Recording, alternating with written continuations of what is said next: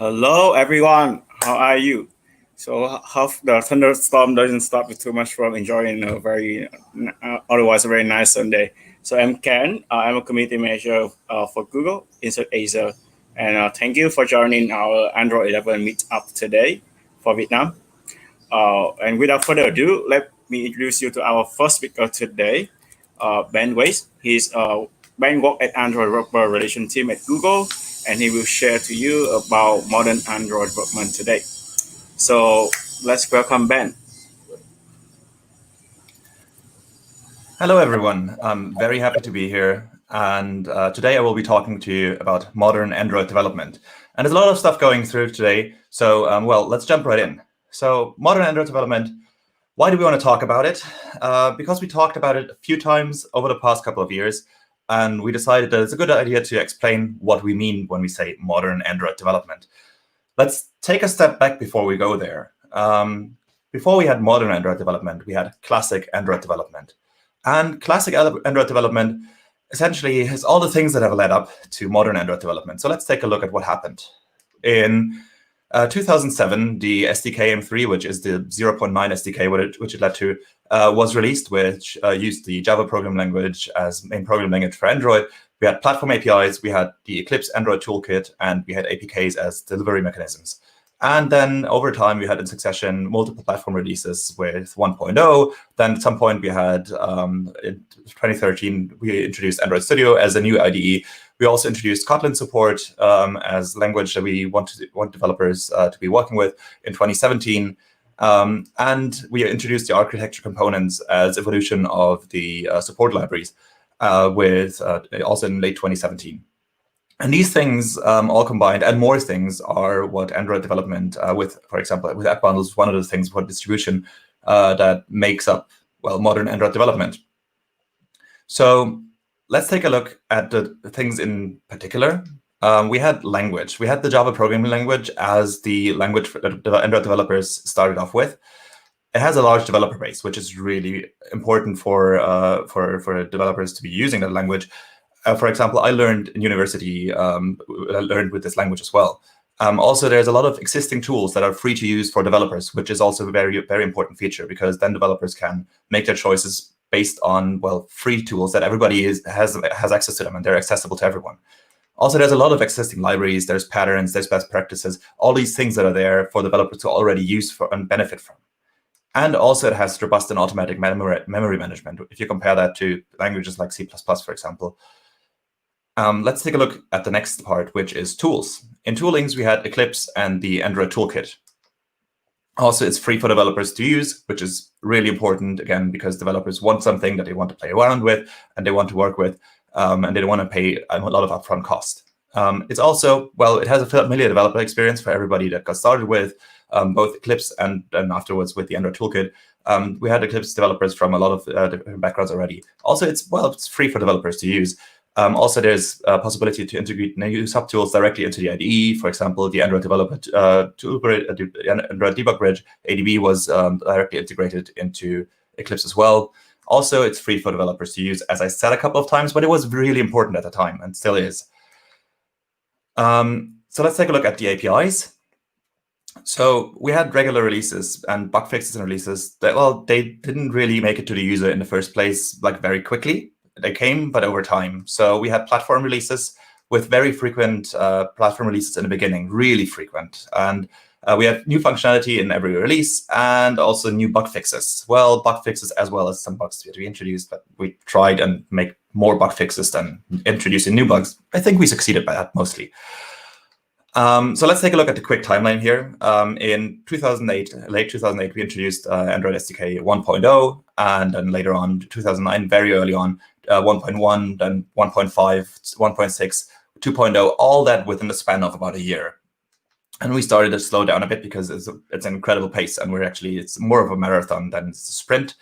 So we decided to slow down a bit to biannual releases, so 2 releases a year, and we kept that pace up to 4.4. And when we decided, okay, let's go for annual releases, which is the cadence that we're currently running in. And we're currently at, well, Android 11 betas are going on at the moment. So that's, where we are at the moment, which is modern Android development as well, also from an API perspective. We also had distribution mechanisms. We used APKs, which is the Android package files. They're zipped. Basically, all the data that you have for your device, for a user, all the application data is zipped into an APK. It's signed. Well, but it's really good and it's really convenient to get everything from the Play Store or the store that you're using to, well, the device that the user is on. If you wanted to add more configurations in order to make your APK or your application more custom and more tailored to the user's device, you had to have either more APKs, well, or if you had more configurations. On the other hand, you then had to have bigger APKs. This is what we had with the overview. So let's take a look at the problems they had with classic Android development. So the classic problems that we looked at. So we introduced all the basic facts that we had and the reason behind we had language, tools, APIs, and the distributions. So let's take a look at the problems and the solutions later on. So for language, we had the Java programming language. It's still a great language. It's just very verbose. For tools, for Eclipse and the Android toolkit, we had a couple of things that we thought were problematic as well, and that developers saw as problematic. It's difficult to customize. There was more on our end because, well, it's hard to kind of do the customization step by step throughout the entire platform there as well. Subtools, well, that we had introduced and also others had introduced, they had very inconsistent UIs. That was really tricky to improve the developer experience upon, which is an important part for making sure that developers are happy. And Core IDE wasn't actively improved, especially in a way that we were able to improve upon it as well. And we didn't really have a lot of control over that as well. So we couldn't say, those are things that we're interested in. Can we work together to make this happen? Because this would help our developers to make a better experience. For APIs within the Android developer platform, developers were limited by the users to get the releases. So if we released something, say in 5.0, it took a while for developers to actually take that because, well, users weren't at 5.0 immediately at the time when everything was released. That meant it was difficult to adopt new technologies and also bug fixes for developers. Because, well, the users are on the old releases, and also it became complicated very quickly. So from multiple perspectives, but we're going to take a look at the lifecycle storage navigation later on as well. So this is why I want to mention those as a couple of key issues that developers were facing. Because the Android application lifecycle, well, it is a lifecycle, it is well-defined, but it can be complicated to some extent. Also, how do you store data and retrieve it is also another issue, as well as navigating consistently between screens and between fragments later on as well. Another problem that we saw is with the topic of distribution. APKs are, well, they work. They're really the right thing to install an application on a user's device. But them were monolithic unless developers were able to, well, were handling all of this stuff. They were monolithic, and that meant, well, there was a big chunk of, well, application and zip data that was installed on a device, and it was really hard to handle all the possibilities for everything without actually, well, while shrinking the file size. And why that is important, I'll come to that in a moment as well. On the other hand, you had the possibility to, well, like I just said, you were able to decrease the APK size by having multiple APKs, but the processes were very complicated, where you had to deal with version numbers, where you had to deal with ways that you made sure that, well, the version numbers are always incrementing. And if you ever dealt with this, you know what I'm talking about. If you don't have to worry about it, because we have an answer for all of these things, and we call it modern Android development. And modern Android development is, we have a nice slogan for that as well. It's development tools, APIs, language, distribution technologies recommended by us, the Android team, to help developers to be productive and create better apps that run across billions of devices. So, well, this is really nice, but let's go in and inspect that a little bit more in depth. So modern Android development, basically, it's kind of the house that Android development lives in.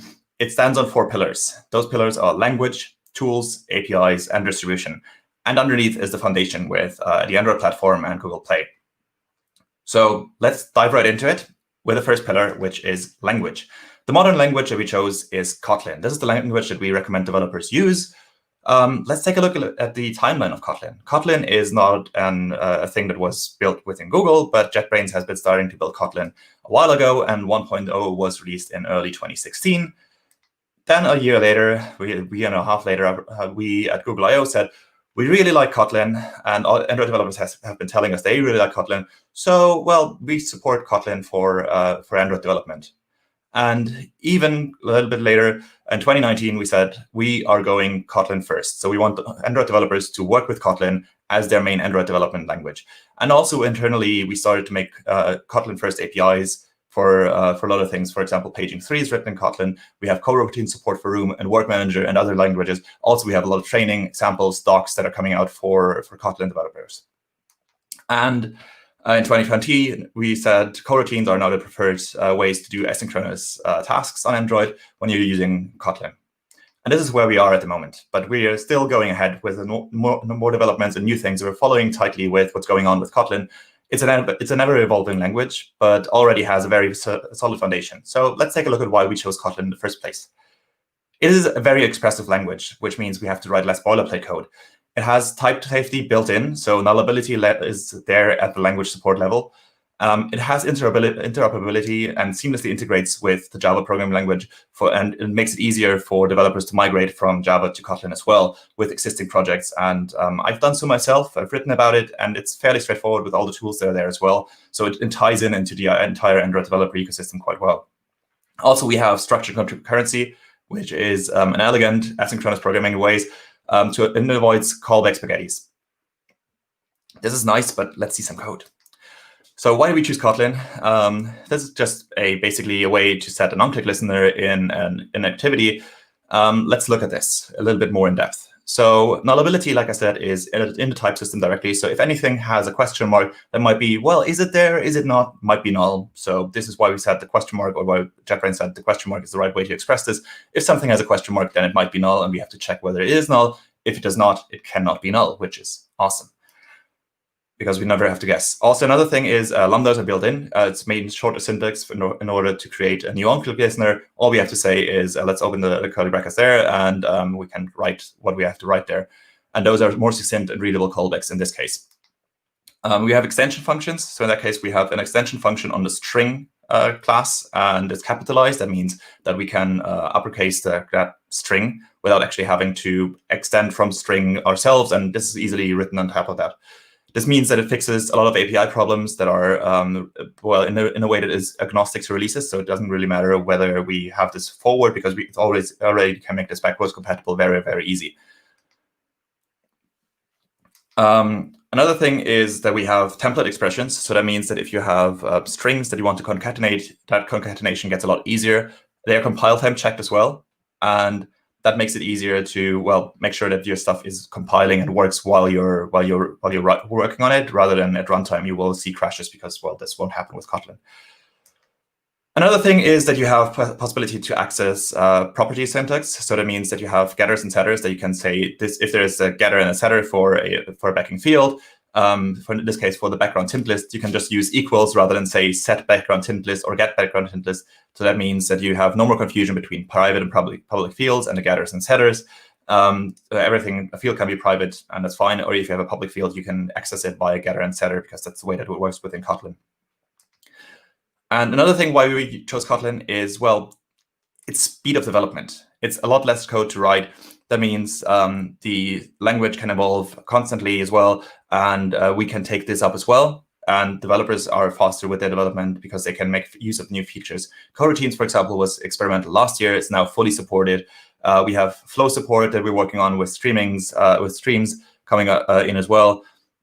We allow extension methods that many features that we didn't have a year ago, and these extension methods and functions basically allow us to evolve outside of the core language as well, and make it better for Android developers specifically.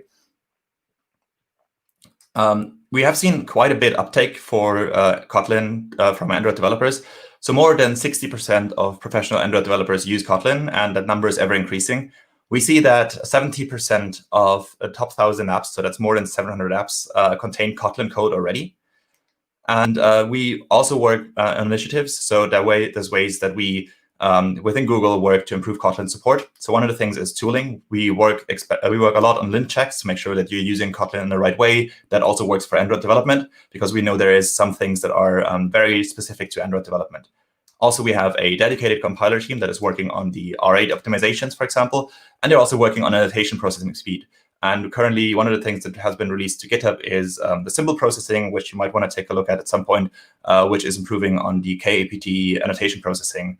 That's where we made significant efforts and worked together with the Kotlin compiler team as well, which works within JetBrains. We have also other things that we're working on. We annotate our platform APIs. So anything that is new APIs that come out, they might be non-null or nullable, but also for old APIs, they can be marked recently nullable and recently non-null. So that means that an API has recently been marked as nullable or recently non-null. That will give you a compile warning. And in the upcoming platform release, afterwards, they will be marked as nullable and non-null, at which point they will give you a compile error. So that means it gives you at least one platform release to migrate from recently nullable to make sure that your code actually works with the new return values that you will get from Kotlin there. We also add many KTX extensions to improve on APIs in a very compatible way with the Kotlin extension library. So whenever you see one of the libraries they're using has -KTX, so that means there are APIs in there that are specifically tailored towards Kotlin developers. This means we can improve on platform APIs and also outside of platform releases. And also we do this for our support libraries within the Jetpack libraries within Android X. So that's a lot of talk. Let's look at a little bit of code again. So with platform APIs without using KTX, without using Kotlin extensions, in order to create a bitmap and copy that to a drawable object and draw it on screen, well, we had to bitmap creation API, then we had to draw, and drawing that into canvas, and then within the app, well, we had to write all this. So that means that we had the boundaries that we had to set. We had to set those boundaries on the screen, on the drawable. The bitmap then had to be created, then had to be drawn on the canvas, then it had to be set the bounds there as well. That is quite a lot of code, quite a lot of things that can go wrong in that case already. So let's take a look at the KTX extensions. In the drawable KT class, we have a function that's called toBitmap, and it can take width and height and a specific configuration, which is defaulting to null. And you can then it will then return a bitmap. So that means that you can easily now write one line of code, which is drawable to bitmap with the width and height, and that will give you, with this one-liner, it does exactly the same thing as the code that you saw before. It's just a lot less code for you to write and a lot less mistakes that you can make because, well, those mistakes already have been captured in the past and have been fixed within the KTX file, within the KTX libraries. So that's quite cool, I think. And also, it's all on GitHub. You can all see the code there, and you can also contribute if you see things that are missing. So that's another thing that's really cool about it as well. We also do more. We do Kotlin-specific APIs, for example, for Room and WorkManager, which is two of the Android X libraries that we ship, for Paging 3, which is also written in Kotlin directly. And also we're working on a new UI toolkit for Android, which is completely written in Kotlin, Jetpack Compose. We work also on other things. We work on docs, samples, and trainings. So a lot of our documentation is now written in Kotlin as well. And we also make sure that everything that we write for documentation has Kotlin code as samples as well. Samples are being written in Kotlin. And we also do a lot of training. So that means code labs, we do courses, we do articles, videos. For example, Kotlin and vocabulary series, and a lot of other things. We recently had the languages week that also was there for Kotlin. A lot of stuff that we talked about with Kotlin there as well. That is a lot of Kotlin. So let's shift gears and look at tools, the second pillar of modern Android development. Our tools that we chose are Android Studio. It has the power of IntelliJ, which is also developed by JetBrains. And we work on top of that and contribute back to JetBrains, to IntelliJ, and work with the teams there quite well as well. We built in a lot of capabilities for Android directly, and that is really amazing because this is the one IDE that we think is the right thing for developers to be using for Android development. Let's take a look at the brief history lesson again. So in 2013, we decided that Android Studio is the new IDE that we want developers to use. We announced it. I remember being in the audience, and it was quite something because it was a major step forward for Android developers to use this new IDE. Within 2016, we then announced tools and also deprecated the Android developer toolkit for Eclipse. The new tools that we enabled there with the constraint layout editor, that was a massive shift in order to, well, use new layouts directly within the IDE and use the editor, which is built directly custom within Android Studio, so you can use it directly without actually having to leave your IDE and use one of the other toolkits that was there that we had, like standalone tools in the past. And deprecating the Eclipse ADT allowed us to focus solely on Android Studio and the tools that are surrounding that. One of the things that we've also been introducing is Kotlin support with Android Studio 3.0. We also introduced CPU, memory, network profilers directly within the Android Studio UI. So all these things we were able to introduce directly within Android Studio again. We also introduced a new Dexer with D8, which is underlying for Android Studio and the build that we use there as well. Within multiple versions, we then introduced newer and newer features which basically evolve and improve your Android development experience over time. So next part with tools.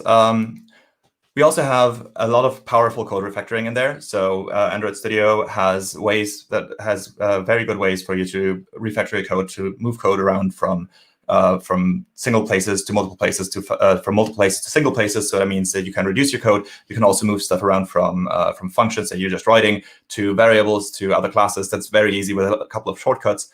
And that's one of the key things that we found is really, really good for Android developers to use as well. Also, it is a very extensible UI that you can use for future tools that we use for future tools as well. For example, the motion editor and motion layout, the navigation graphic tools, the database inspector, all these things that are built directly in there as well. Also, we have core plugins that are being actively developed by JetBrains as well as Google that you can find and install on top of Android Studio to enhance your development experience even further. And we have a very tight integration with Kotlin, our the programming language that we think is a programming language that Android developers should be using, as well as Gradle, the build tool underneath that. And we also have loads of checks and quick fixes available directly from within the IDE. So you might see a little squiggle somewhere, and you can open up the tooltip there and see what you can do in order to fix these issues that have been raised. And most importantly, it has integration with both existing and new APIs that are coming out as they go along. For example, navigation, layouts and data binding and room and other things. With all these things that I already mentioned for like navigation and all that, I have been foreshadowing a little bit. So let's take a look at modern APIs. Let's take a look at Android Jetpack. Well, Jetpack is quite big with more than 80 libraries that are out there. So let's take a look at the part of Android Jetpack, because we can't talk about all of them because I'm just limited in time already. So in 2017, we introduced Constraint Layout 1.0, which is a very powerful API that allowed you to write your UI code in a new way. And we also introduced that with the tools that I already mentioned in the past with the layout editor. And also over time, we introduced the architecture components with Lifecycle, ViewModels, Room, which you might be using already. If you haven't looked at them, definitely do it. It's worth it. And I'll talk about them later in a minute as well.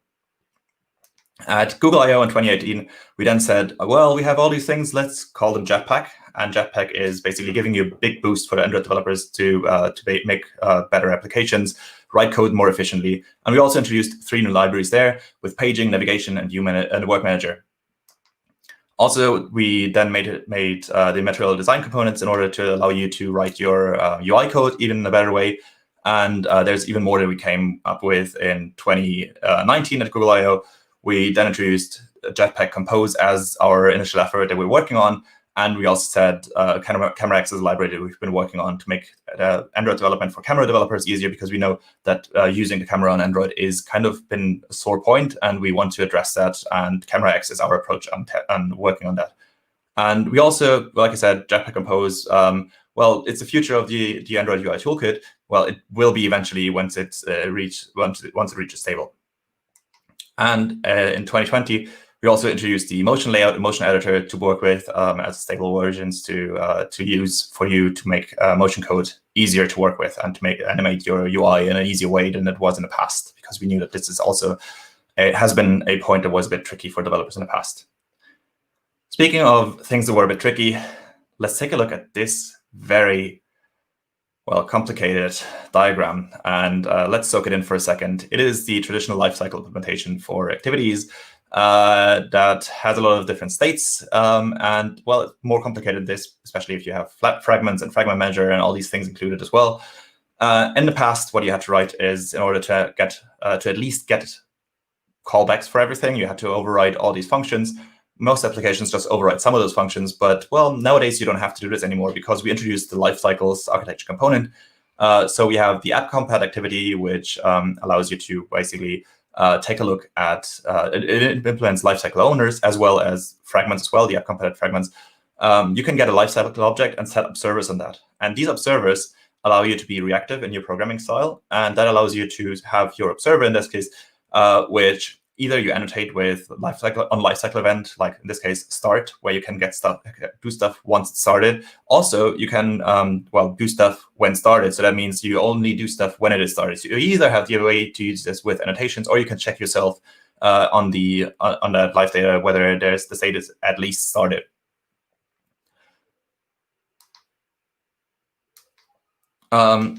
So let's talk a little bit about the way that ViewModel, LiveData, and all these things work together with your already existing activities, fragments, and views. So we have the user interface on the one side, we have data on the other side.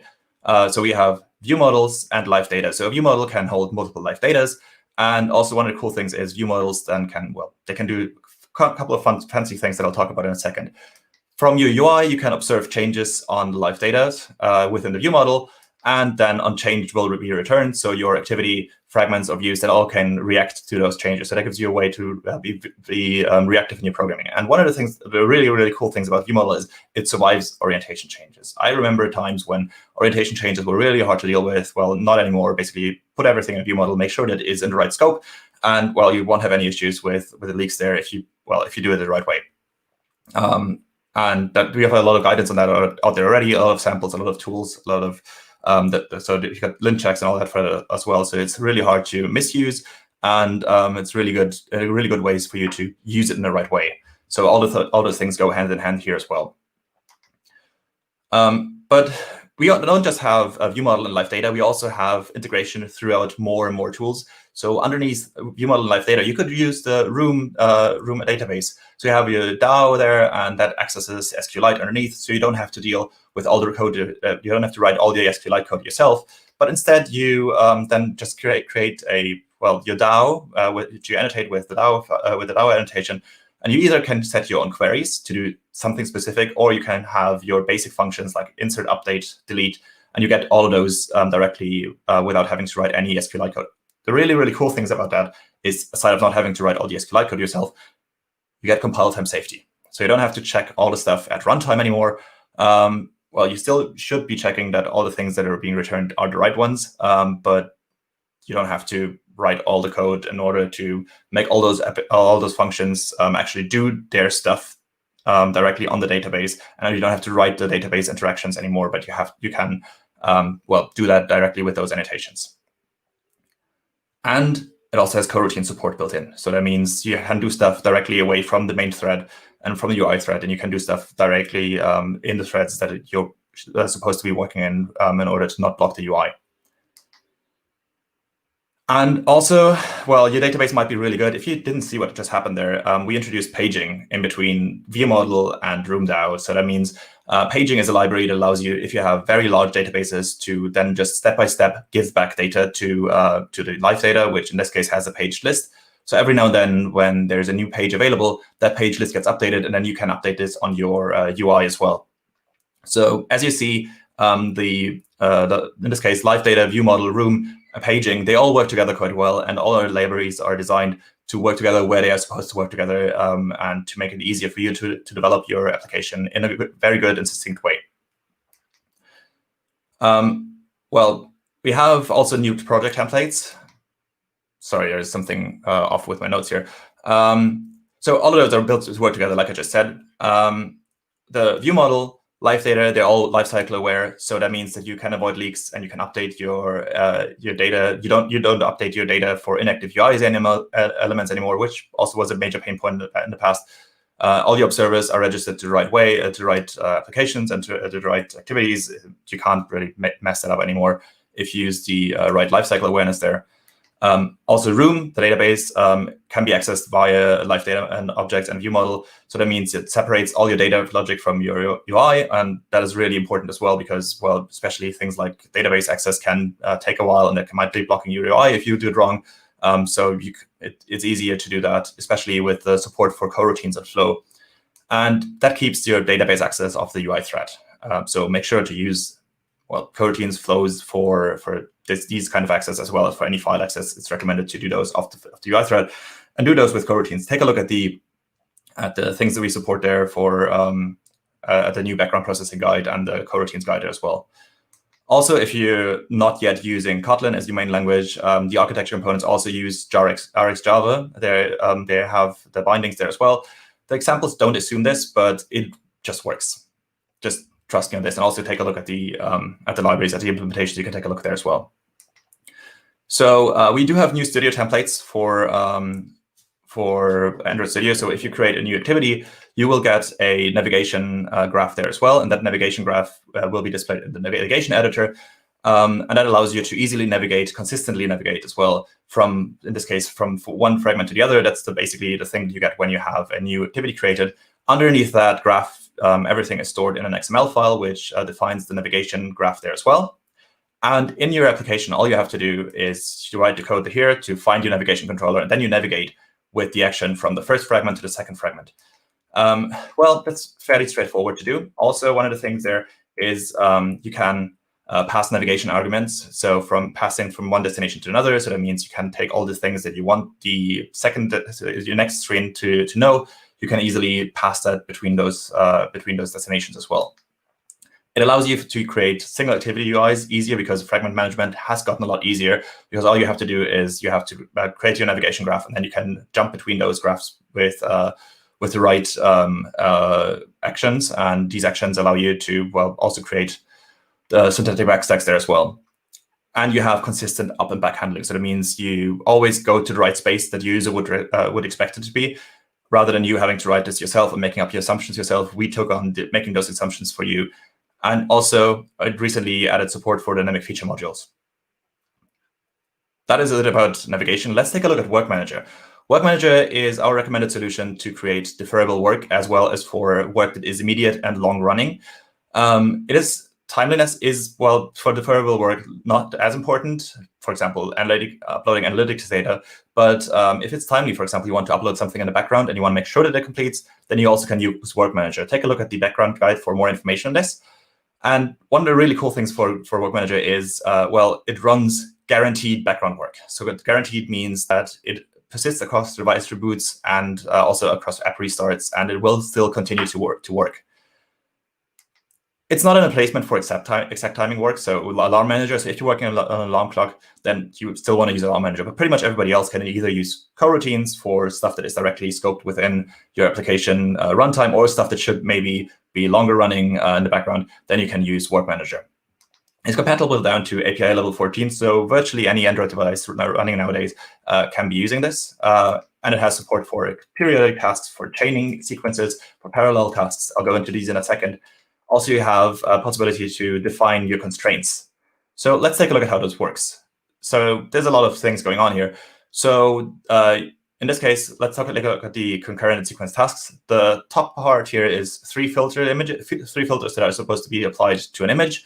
Those are being done chained.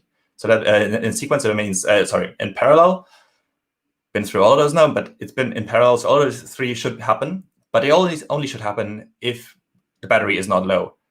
So that means after the battery is not low, these three tasks kick in. Once these three tasks have been done, the next link in the chain is being processed, which is compressing the image. That only happens if the storage is not low on the device.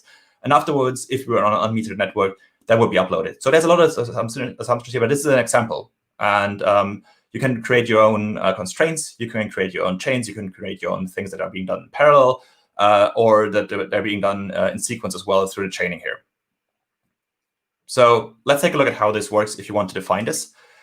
In a worker, you can say, well, do work, and in the work, you execute your business logic. And if it works, you return a success state. Otherwise, if it doesn't work, you return your failure state. And if you want to implement this in a way that runs immediately in the foreground, what you have to do is you bind your worker's lifecycle to the foreground services by applying a set foreground function and pass it a foreground info with a notification ID, and you bind the notification there as well. Then you do the work that you want to do, and then you return success. There's a blog post out there for this as well that you can read on the Android Developers Medium article publication. So that's a little bit about WorkManager. There's a lot more to it, so read up on the documentation there as well. Let's take a look at CameraX. CameraX, like I said, is the new way to to use the camera on Android. We built it around 3 main use cases that I'll go into in a second. It works on 94% of Android devices since API 21. That is a lot more than, well, writing all the code yourself again, because we took it on with a lot of people that are working on this as well. We have consistent output across devices, so that means you don't have to worry whether this device gives you a different thing back than another one, and it's a lot easier to use than the old way to write your camera code. We built it around 3 main use cases. One of them is to preview data, the other one is to do image analysis, and the third one is basically you just want to capture a picture and save it on the device. So image analysis doesn't just mean that you want to do machine learning, which is one of the key points, though. And the other one could also be that you want to do augmentation, and you want to be this augmentation is also possible through image analysis, because it gives you more information rather than just capturing the photo and doing it on device, or preview, which gives you a smaller image as well. But let's take a look at how this works.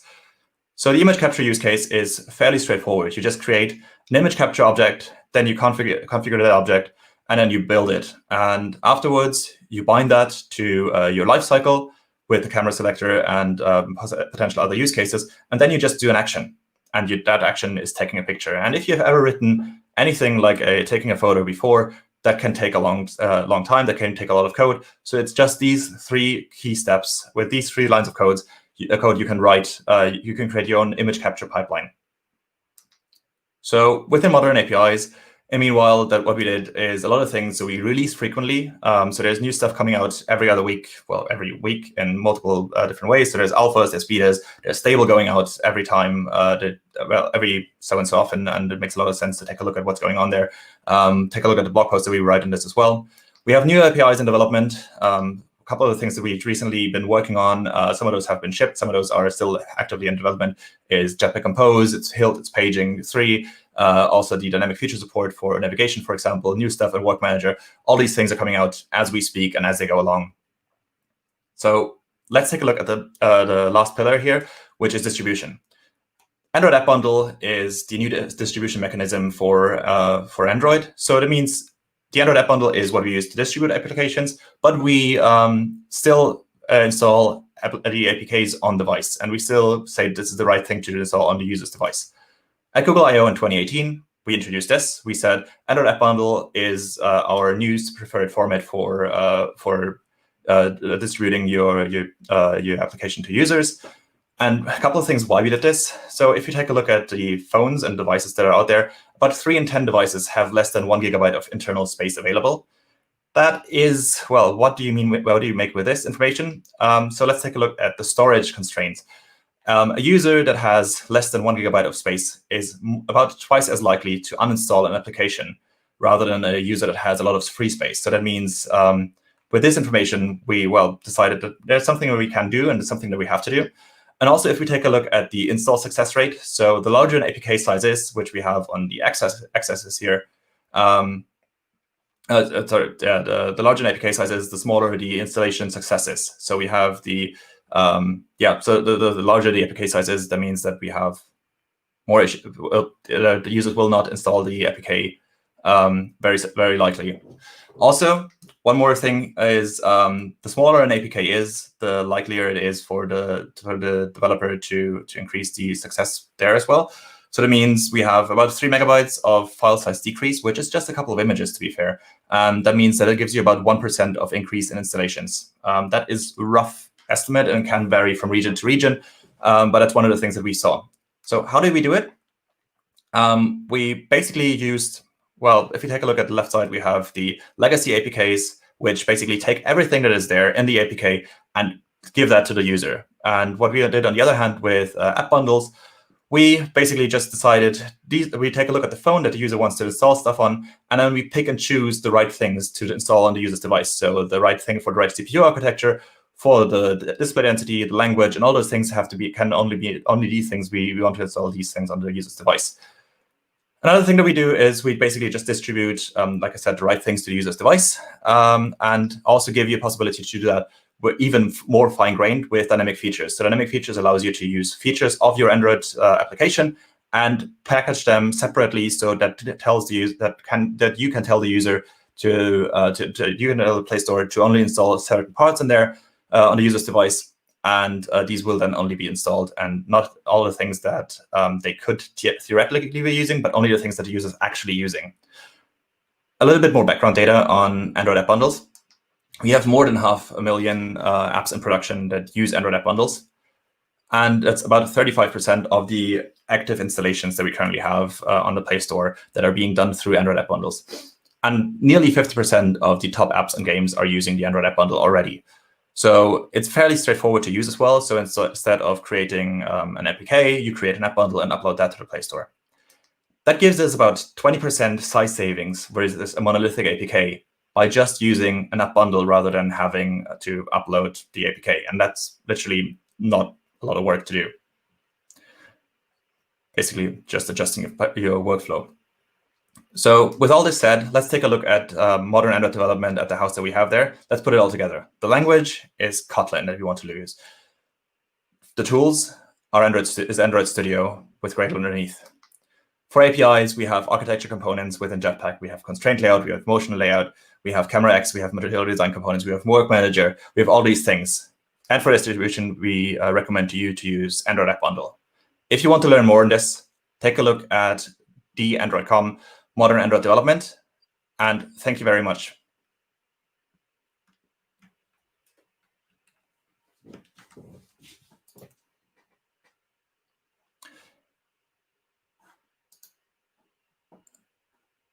Okay. So this is all for my presentation. I'm not 100% certain what we're looking at now. I thought that we're going to do a Q&A. I am just waiting for the moderator to be back here. I do see that we have received a question, which I currently do not see.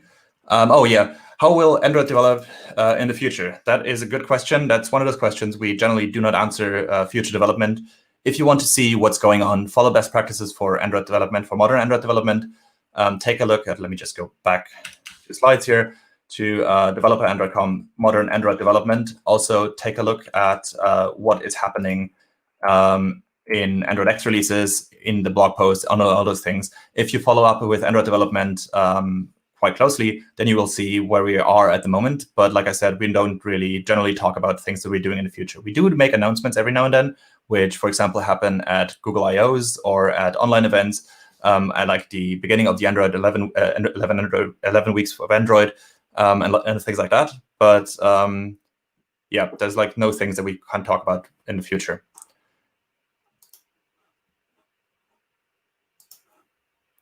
Okay, that is the question. There's a couple of comments. Well, thank you very much as well. I very much appreciated this. Very much enjoyed the time and being able to speak to you all.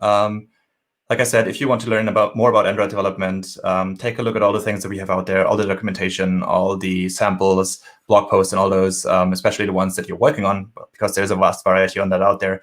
Also, feel free to follow me on Twitter, follow Android developers there as well.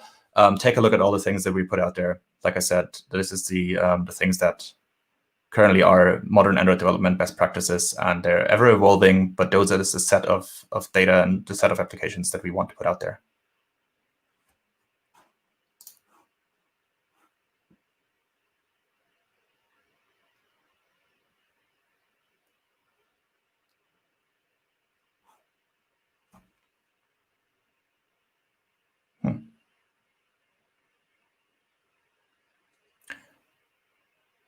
I'm not quite sure what we're doing now.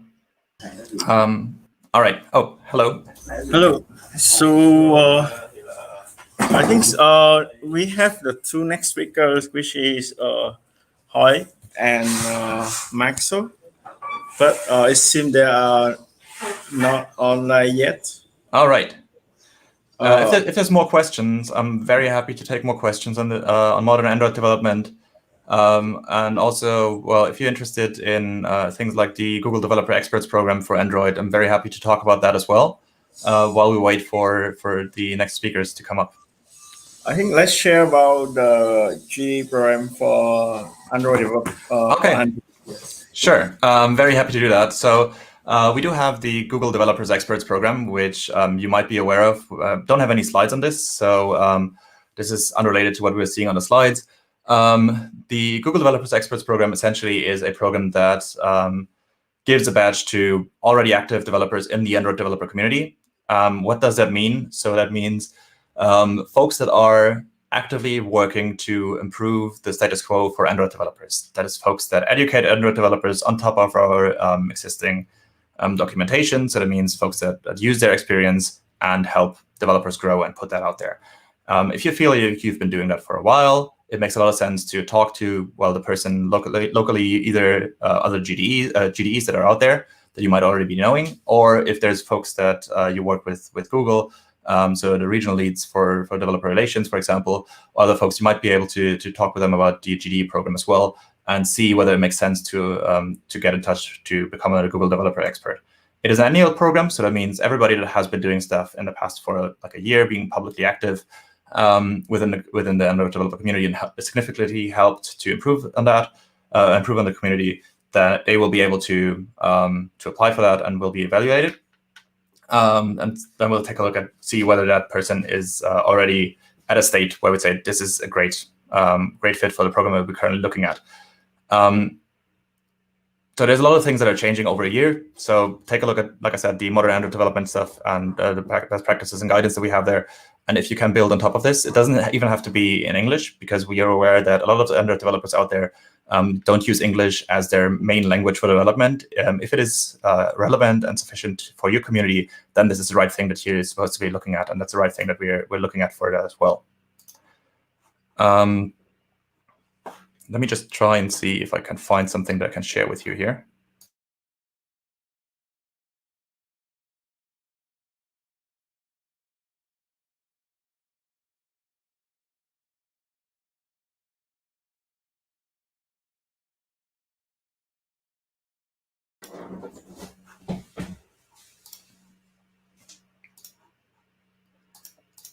So the thing that you definitely can take a look at here is the developers.google.com/community/experts. So the experts program here gives a lot of information on what the program is, what people are currently Google Developers Experts. You can take a look at the directory and see the directory of experts worldwide. There's there are developers in Google Developer Experts in pretty much every major region that we have out there. It's not every country at the moment, but it's still just about 100 Android developer experts. But it's working step by step with more and more people that are coming out to become Google Developers Expert as the community grows as well, and as we increase the awareness of the program there, on the other hand. Well, thank you on this. If I had prepared a bit more, then I would be able to share a bit more, but this is kind of the main thing that I can share here. Thank you. Thank you, Ben. I think we have some insight with the other speakers, and actually we have Marcel joining right now. All right. Thank you, Ben. I think let's move to the next talk by Marcel. Thank you very much. Thank you. Bye. Bye. Okay. Next talk.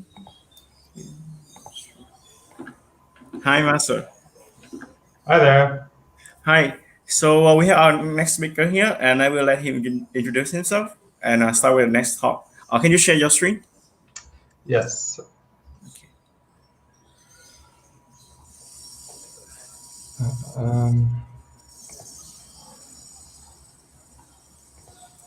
Okay. All right. Thanks for joining us, and let's start the session now. Hi, everyone. So my name is Marcel.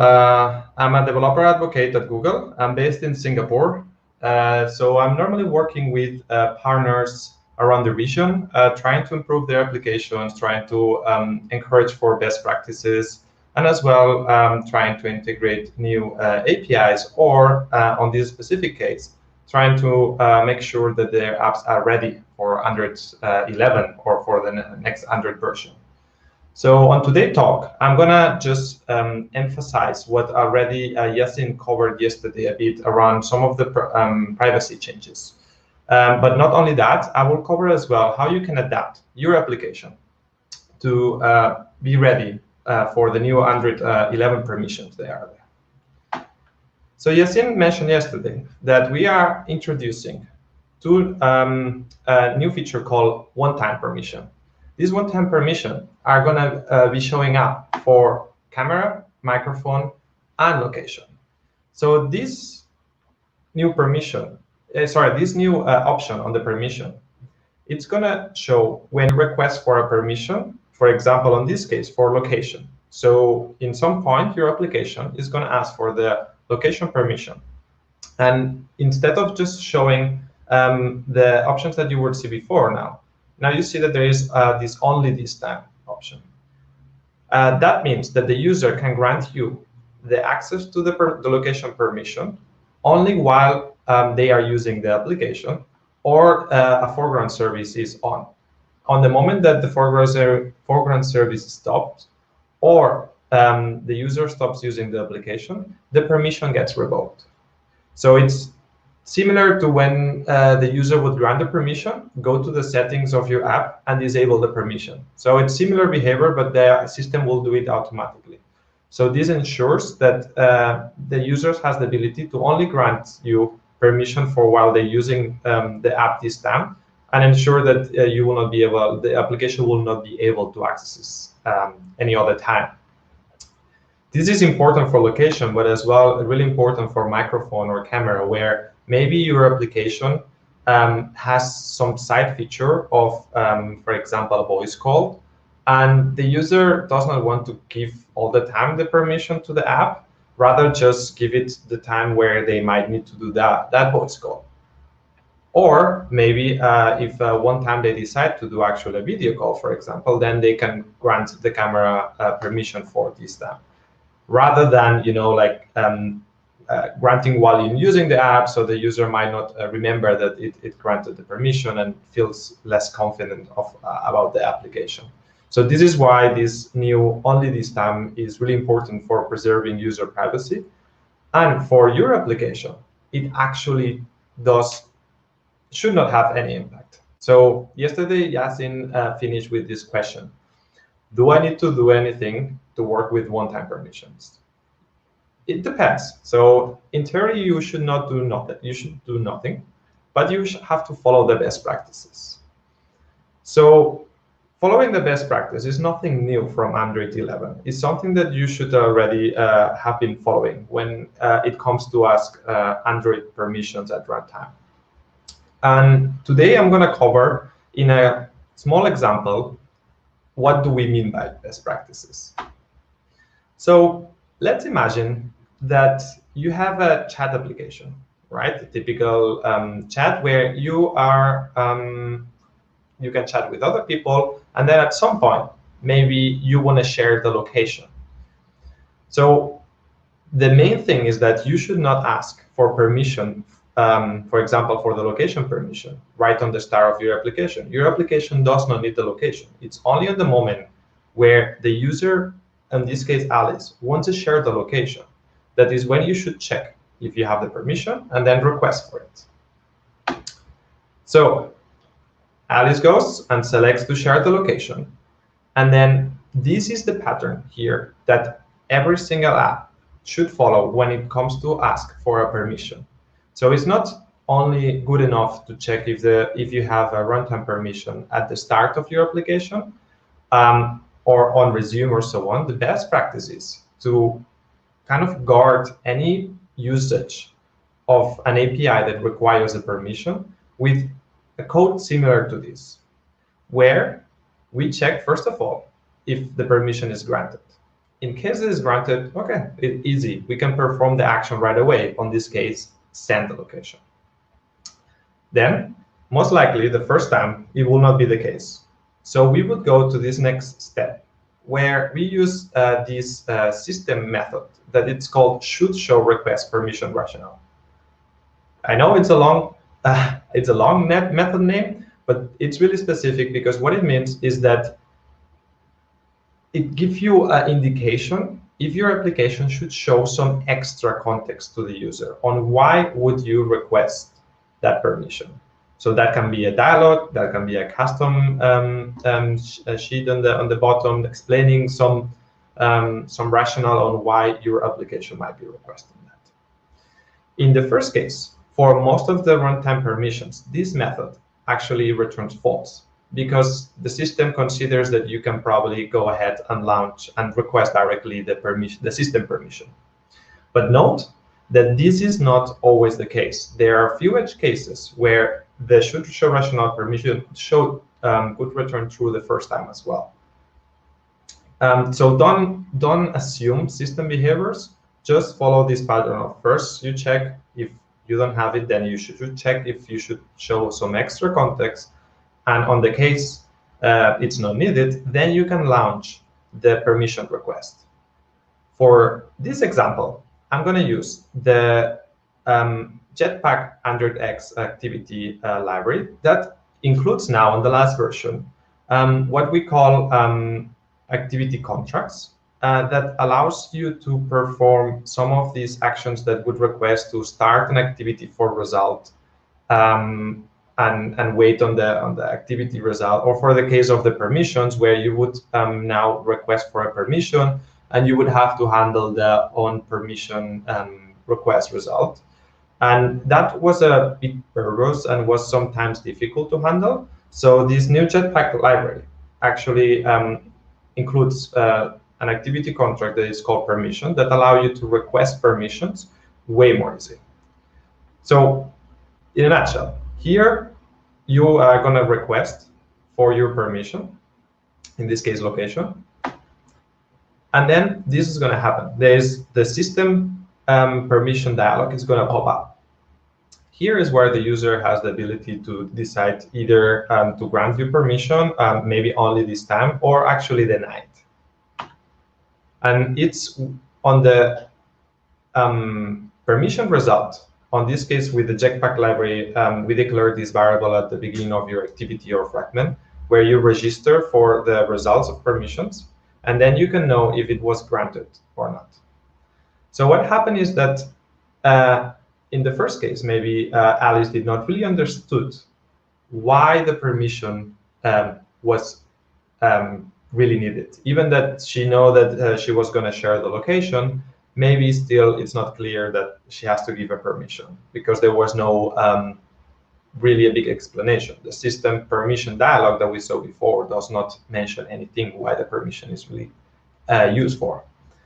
So this is why it's really important that your application actually handles that case and then explains the user that the feature that they were requesting or that they click to be used, it's not going to be available. On this case, for example, we just show a snack bar on the bottom for a while saying, okay, this is we cannot share the location without that permission.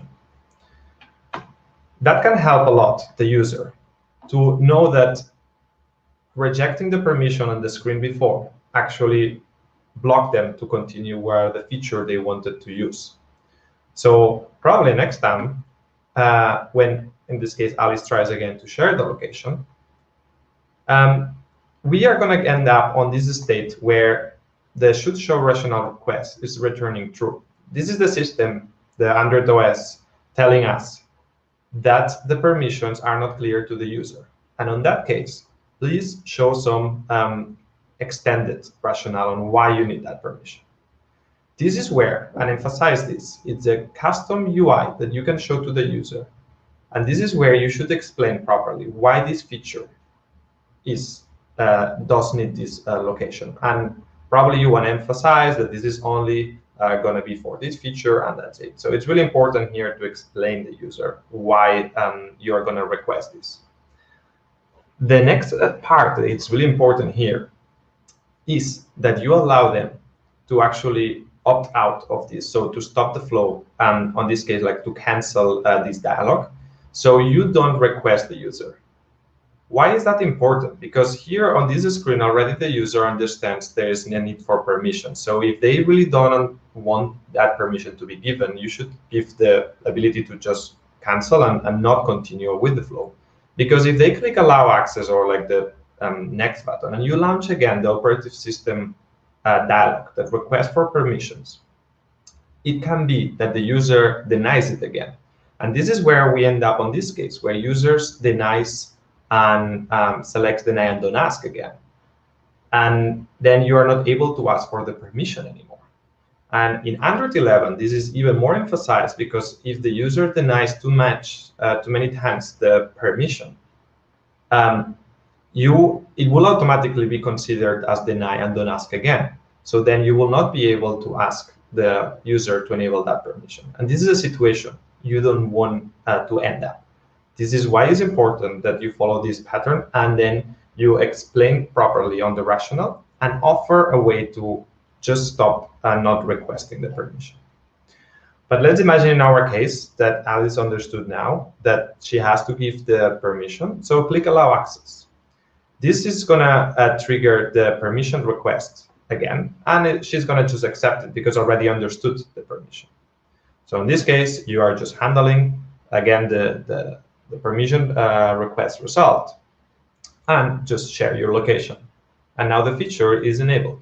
And maybe Alice selected only this time, but your application does not really need to know that. It actually cannot know, but it means that the next time that Alice goes again and selects the sharing location feature, you're going to end up checking again, do we have the permission? If not, should I explain the rationale? And if not, requesting. On that way, you are ensured that you are handling properly the only this time where the permission might have been revoked after the user finished using the app. So this was like the pattern of requesting a runtime permission. It applies really to any runtime permission. On top of that, it is highly important for camera and microphone and location because of the only this time feature in Android 11, where you need to check every time that the permission, if the permission is granted or not. And now, even more in Android 11, we are emphasizing that the location permission is special. And we do this by distinguish between foreground access to location and background access to location. We have a new separate permission that was already introduced in Android 10. So this is a permission that you need to ask when you are targeting API 29.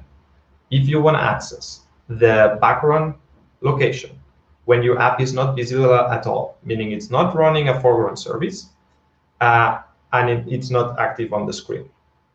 For example, when you want to use geofences, or when you have some background tasks to sync some data, maybe that you would request the location.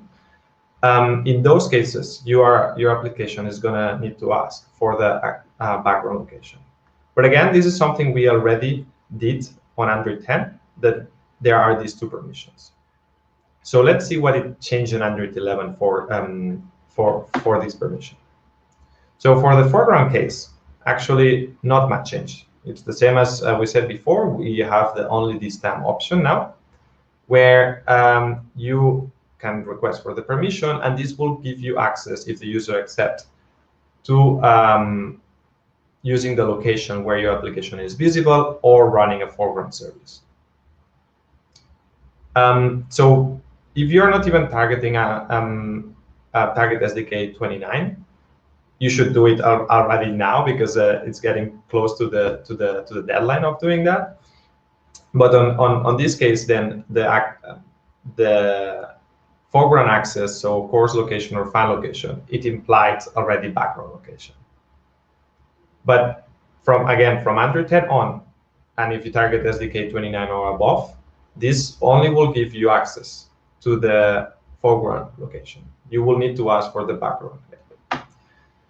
So what happened now is that when you go and you target Android SDK 30, so this is the SDK for Android 11, you will have to really specific when you ask for the background location, because we are moving the request of the background location permission outside of the common system OS dialog. So on the left side of the screen, you see the request of the foreground location, either the course location or the file location. And then at some point, this middle screen is the rationale that you give to the user. And this is where you define it, how do you want it. That you explain why do you need this extra kind of level of permission where you are going to request for background. Because when you request for background, there is not going to be this dialog appearing. The OS is going to bring the user to the location permission of your app screen. So this is the screen you see here. Is the screen that the users can access going to the settings and of your application and permission. And this the user has the ability to request, to select any of the options that you see here. So it's really important that you explain the user why do you need this extra level of permission, because otherwise they probably might not be able to understand too much of the screen. And you might think, why do we do this? We do this because we want to emphasize that the background location, it has to be only when there is a really specific use case for it. And the user completely understand that your application can access their location while not being visible at all. And this is really important. As well note, this page has a limit. So this is why it's important to as well offer be sure that when you ask for the background permission, the user understands it. Otherwise, you end up on a page limit, and the application is not going to be showing these settings. It will just tell you that the background location is revoked, and you cannot ask for it again. So that before was on Android SDK 30, where you cannot actually ask for foreground and background at the same time. But when your application is still targeting 29, SDK 29, you are still able to request for foreground and background location at the same request. So when you do the request permission, you just put the two permissions, so the course and the background. And then this different dialog is going to be showing up. So as you see, this dialog has some sort of description where they tell the user that the application actually wants to use background, but that they have to go to settings and do it manually. This, as you might imagine, is not really clear for the users. So this is why it is important that you explain it before, why do you need the locations permission? And it's a way to as well discourage you to request the course and location, so the foreground location and the background location at the same time, because it is normally not needed, and normally you should always do it incremental way in case that you need that. So this is summary in a nutshell how it changes. So when your application is requesting course location or file location, it doesn't matter the target API level. When your app is running on an Android 11 device, they're going to see a screen like this, a dialog like this, where the user can select the while in using or the only lista. So this should not have any impact or any change. If your application is requesting for background permission and you're targeting API 29, you're going to see this dialog before, where we are telling the user that they can go to settings and change it. But if you are targeting SDK 30, we are not going to show this middle screen dialog. We are going to bring the user directly to the location settings permission. So this is why it's really important that you follow the best practices that I mentioned before, because nothing changed here. It just means that you need to be sure to handle the different cases where it's not granted, when you should show rationale to the user, and when you should launch the permission, to help the users navigate through these different permissions. So to now clarify a bit more, how would you do this on your application? I'm going to continue with the same example as we had before on a chat application that we are sharing the location, for example. But now I'm going to add a new feature. This feature is something that probably have seen a lot. It's kind of live updates. So it allows me to share the location with the user for a period of time, let's say 15 minutes. So that means that the user might not have the application open on that time. So the first thing is you have to think here is, do I need background location? And the answer is no. the user already grants you maybe, on this case, it grants you a foreground location because it allows you to share like one time the location. So in order to just introduce this live update where you're able to keep fetching the location for a period of time, even though the application is not visible, is where you should be using the foreground service with location type. This ensures that the application still have access to the location while the user might have the phone locked or is using a different other apps. Because the foreground service is going to show a notification to the user that it's permanently there and indicates that your application is still running and using location. So what do we change in our code for that? To be honest, it's only the handling of the result, where instead of just sharing the location right away, so requesting and sharing, we would start a foreground service with a location type. And this foreground service will be able to fetch the location. So before we can start this foreground service, it's important that we go again through the different steps, right? So when the user selects to use the live updates, we are going to check, do we have this permission? So we show a rationale. And then it's only on the other case, on when we don't have the permission and we don't need to show rationale, when we can distinguish maybe between the live updates launcher or the single update, depending on the user option. All right, so this was the use case where an application does not need the background location, even you have a feature that requires to share the location for a period of time while the user might not be using your app directly. Using a foreground service, we can solve that. Now, there are some use cases where the foreground service will not be enough to solve the issue of requesting location. For example, there is the so-called geofence API that allows your app to set geofences around a part in the map, for example, that can indicate when you are entering or exiting, when the user can enter or exit this area. For example, we could add here a feature that tells Bob when Alice is going out of home, because she set a geofence on her home. So it will access the location and background because maybe Alice is not using at all the application. There is no visible indication that the application is using, but she left home. So the geofence triggers a broadcast event that tells, hey, you left this geofence, meaning that the app gets an indication of the location of the user. So this is why this is considered a background location use case.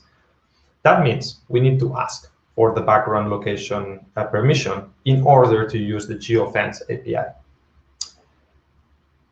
A good way to do that is to only offer this feature when we already got the foreground access. So for example, before on this chat, if the Alice did not grant the foreground permission to share at least the location, we will not even offer this feature because probably there is no even need to do that if she's not even sharing like live updates with Bob. But now we already have the foreground location. So we add this new button on the bottom of the screen that allows to share, to start the geofencing. So what happened here is exactly the same on the sharing location one-time use case. The only difference is that instead of requesting the foreground permission, you're going to be requesting the background permission. But again, you have to follow the same pattern. Do I have background permission? No. Should I check? Should I show some extra rationale to the user? Or just launch right away the permission request? Remember that on Android 11, this means that we'll go to the settings screen. But for the application, this is the same. You're just going to handle on the permission result. One thing to emphasize here is that before here, maybe we would just check for background location, but it's important that probably this use case checks for both. Because as I told you, on Android 11, you cannot request for foreground and background at the same time. So in case that user taps on this feature and we don't even have the foreground, probably you should not even use that feature at all. So we disable that feature. And only if we have foreground and background access, then we can use the feature. So then again, here is the same as similar as before. The show rationale in case it returns true. You would like to show some customized UI where you specify, okay, you have to go to settings and update because this feature requires this. This is up to you how you want to explain it to the user. On the moment that the user selects, for example, allow this time, the permission request is going to return and saying that it's granted. So you're going to end up on this case where, okay, now it's granted. We have the foreground and we have the background location, so we can enable the geofencing. So this is in a nutshell what your application would need to do in case that you have different features that request foreground and background access. Make sure that you follow the same pattern and make sure to ask for the permissions incrementally. Avoid the requesting all permissions at the same time. This applies for any runtime permission. It is really bad practice to just request for permission when the application starts, because the most important thing is that the user accepts the permission, knowingly what that means and knowingly for what it is for. So if you only request for the permission when you open the application, the user will not understand that. So just to summarize some recommendations, I would first of all recommend you to follow the best practice on the permission on the developer Android.com. There are some trainings for this. There is a training for requesting permissions where it is really well explained, the same pattern that I really show on this presentation. And then you have the location permission training, where we actually emphasize a bit more what are the difference between foreground and background, what are maybe good use case to use foreground, and when you should not use the background location. So please go ahead and go on these guides. They are really well explained, and it will help you a lot on following the best practices. But if you have to go out of this presentation with 4 things, this is what I would tell to you. Request permissions with context. As I mentioned, do not show the permission request randomly at some point or just when the application starts. Follow the pattern that I explained and only request for the permission when it's clear to the user that maybe the action they did would request that permission. And then as well, review your use cases. If you need really the background location, most of the cases does not need it. As I showed before, it can be satisfied with just a foreground service. So use foreground service instead of requesting for the background location when you have a use case that your application should still require location for a defined period. And it's important that on your foreground service, you specify that it's a location type, and the notification shown to the user is clearly indicating that the application might be accessing your location. And finally, remember that from Android 11 on, you are not able to request for foreground and background location at the same time. This is when you target SDK 30, but it's important to prepare your application, dividing these 2 permissions into an incremental way, because most of the times there is maybe one really specific use case that would need the background location. So split those use cases and split the request of the permissions, and don't have like the user going through the foreground location permissions, then background location permissions, because most likely end up with the user either dropping the application or denying the permission. And this is the case where you don't want to end up. So this is what I wanted to cover today, following like this best practice and applying those to your application will help users and like having users be more knowledgeable of why you are requesting this permission. So probably the acceptance rate of the permission request will increase drastically when you follow this best practice. And at the same time, you're going to decrease the cases where the user might end up denying and don't ask again, or in Unreal 11, denying multiple times end up with this situation where your app is not able to request for the permission anymore. And if you follow this best practice, I can ensure that these cases will end up really on the lower end. And if not, then maybe as well means that you have to explain better to the user why the feature is required. So hopefully that was useful for you and you can apply to your applications. And again, you can go to the developer100.com and read the trainings. Thanks a lot. And we'll be open for questions now.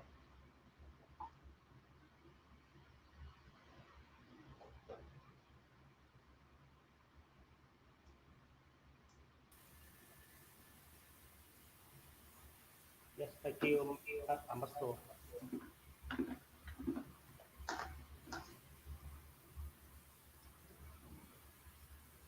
Any question for Marcel?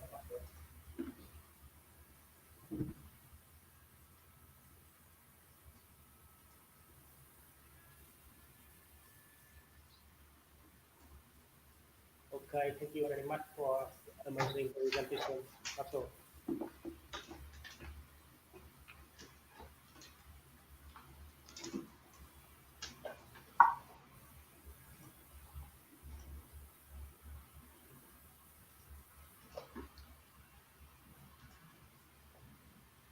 Sorry, my audio was not working. You were saying? Yeah. I see that there are no questions, so I would like to introduce the next speaker. Thank you again, and hope to see you the next event. Thank you so much. Okay, thank you. Have a good day. Yeah, bye.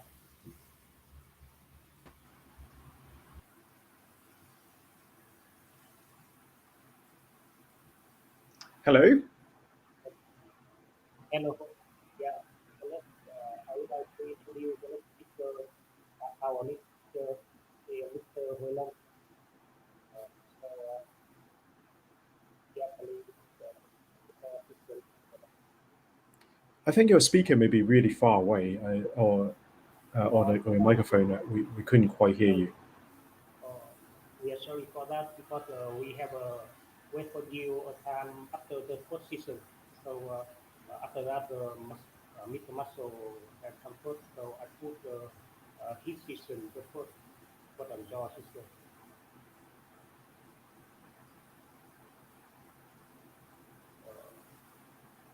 So can you talk a lot?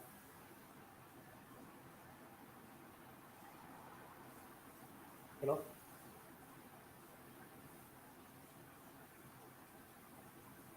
Hello? Hello. Yeah. Can you hear me? Yes, I can, but it's very, very weak. Okay. Should we get us started on the presentation? Yeah. Could you please share the screen? I have. Yes. So this is time for your season. Sorry. Yeah. This is the turn, please, for your season. Okay.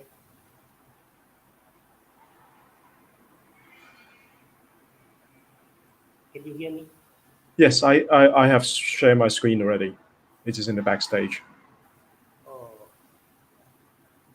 Yay! Great. Okay. Sorry, I forgot to add it into the stream. So, No worries, no worries. Let's get started.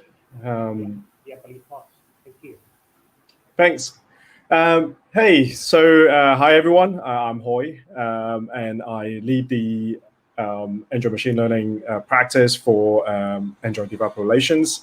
I'm based in London, so hi to Vietnam. I really miss your food. Last year when we were there, we actually went to, I'm sure it's one of those very foreigner-oriented type cooking classes where we learn how to make Vietnamese spring roll, and I just missed it a lot.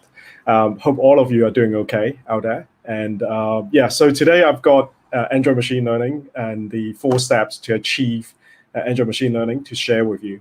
And some of you might have seen parts of this presentation, but I can assure you that as of last night, this is the unique presentation that I'm presenting today. So let's get started. The first question that you might ask is, why machine learning? So let's start with an example. So let's say you are trying to code in a traditional sense, how to detect different types of activity. So, let's say walking, and you say, well, actually, if the speed is less than, say, 4 kilometers, then it is walking. And then next, maybe running, and you go, hey, if the speed is anything other than 4, then, we could be, or anything kind of bigger than 4, essentially, is running. And then when it's cycling, you can put it in another condition. But then what happens if you want to detect golfing? Is you need to think about a completely different system. It's no longer determined by speed. It's a totally different kinds of activity. So how would you do that? So one of the ways that you could do this is by machine learning. So with traditional programming that we're showing at the top here, is that you put in the rules and you put in the data, and then you get the answer out on the other side.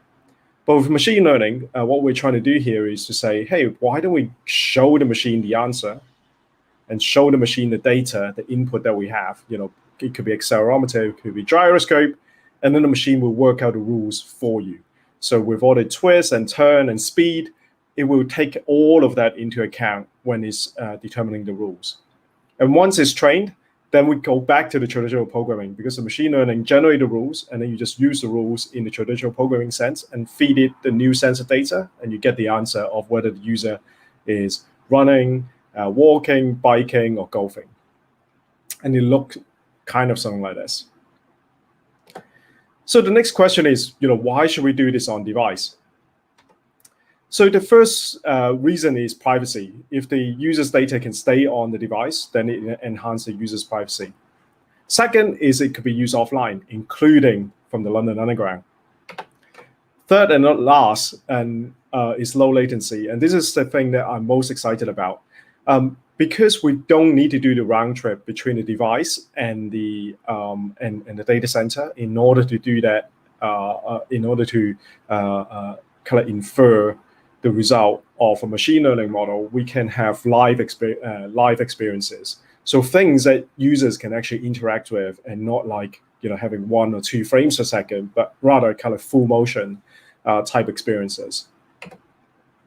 So today I'm going to go through the 4 steps in a typical journey to build machine learning into your application, from design to finding on a model to building a model if what you find is not exactly fitting in with what you need, and then finally to implementing, adding that model into your Android application. So let's get started with ML design. So last year at Google I/O, we launched the People Plus AI Guidebook, which covers a lot of the lessons that we learn from developing machine learning capable applications at Google. So please do check it out. And today I'm going to basically highlight, one of the sections to basically give you a taste of what it includes. And the one that I've chosen is the first one, which is user needs and defining success. So a lot of the times when developers come to me at conferences, etc., they say, hey, my manager or my boss have asked me to add machine learning or even cooler artificial intelligence into our Android application. How should we do this? And actually, the first thing that I would suggest is let's cross out that particular question of how to add ML or AI to your application. But instead, ask the question of, hey, how might we solve a particular problem? So basically going back to the user's need. And then we can ask whether AI or ML is the appropriate solution for that particular problem. Because quite often what we find is people basically add machine learning or ML into an application without really the need to add them. And those are not the problem that we want. In some way, in some of the solutions, we see ML as being a more complex and an unnecessary complicated way to solve a problem. What we want to do instead is to find something that have very high user impact, but also depends on machine learning a lot. And we want to basically aim for that star region in this chart, high user impact and high machine learning dependency in order to do this. Another thing that I quite often see in developer solution is they tend to think about the automation side of designing for machine learning. So, let's say you have 5 different steps in your application to achieve something, and you go, well, actually, step 2 and 3 could be automated via machine learning, and that's a perfectly sensible use case. Taking 2 steps out of a 5 steps process, and is fine. At the same time, I also want developers to think about another way of implementing machine learning, which is what I call augmentation. So instead of just having the machine completely automating it and doing it, the other thing that we can do is to say, hey, can we do this better with the user and with the human in the flow, and at the same time give them machine learning help and make that task easier for the people. So that's basically what we mean by augmentation. And you will see some examples of this in the rest of my presentation, where the user is interacting with the machine learning functionality in real time in order to get a better results together. So next, finding a model. And here we have 3 solutions. What we should always do is to see whether, hey, if there's something that we want to achieve, whether that particular functionality have already been built. And there are 3 things that we can, or 3 types of solutions that you will find at Google with a range of capabilities. So I just really want to highlight them. And please do check it out if you do need kind of that machine learning functionality, and just see if you can use something off the shelf. So the first thing that I'm going to highlight is, of course, MLKit, Google's machine learning SDK for mobile. And MLKit is built on TensorFlow Lite, and it supports both Android as well as iOS.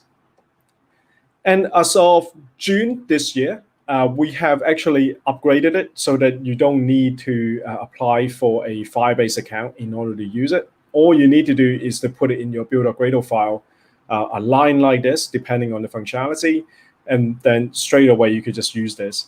The reason for this is because the functionality is running on the on the user's device, so you are not actually using kind of Google's computing power or capability to do this, and as a result, we're not charging for these, and that's why this kind of implementation will make sense. In terms of the functionality they can get for free, here are the function that MLKit support, from text recognition to on-device translation. You'll be glad to hear that I will not go through all of them in excruciating detail, but I do want to show some of them off to you, and to give you a taste of what is capable, what is available on MLKit. So the first thing is Smart Reply. So what this does is you can show it either one input or maybe a couple of sets of input, the history of a conversation, let's say, and then it will generate on the device possible outputs. Nothing is, the conversation itself is not sent to Google, and you can reassure about the user's privacy.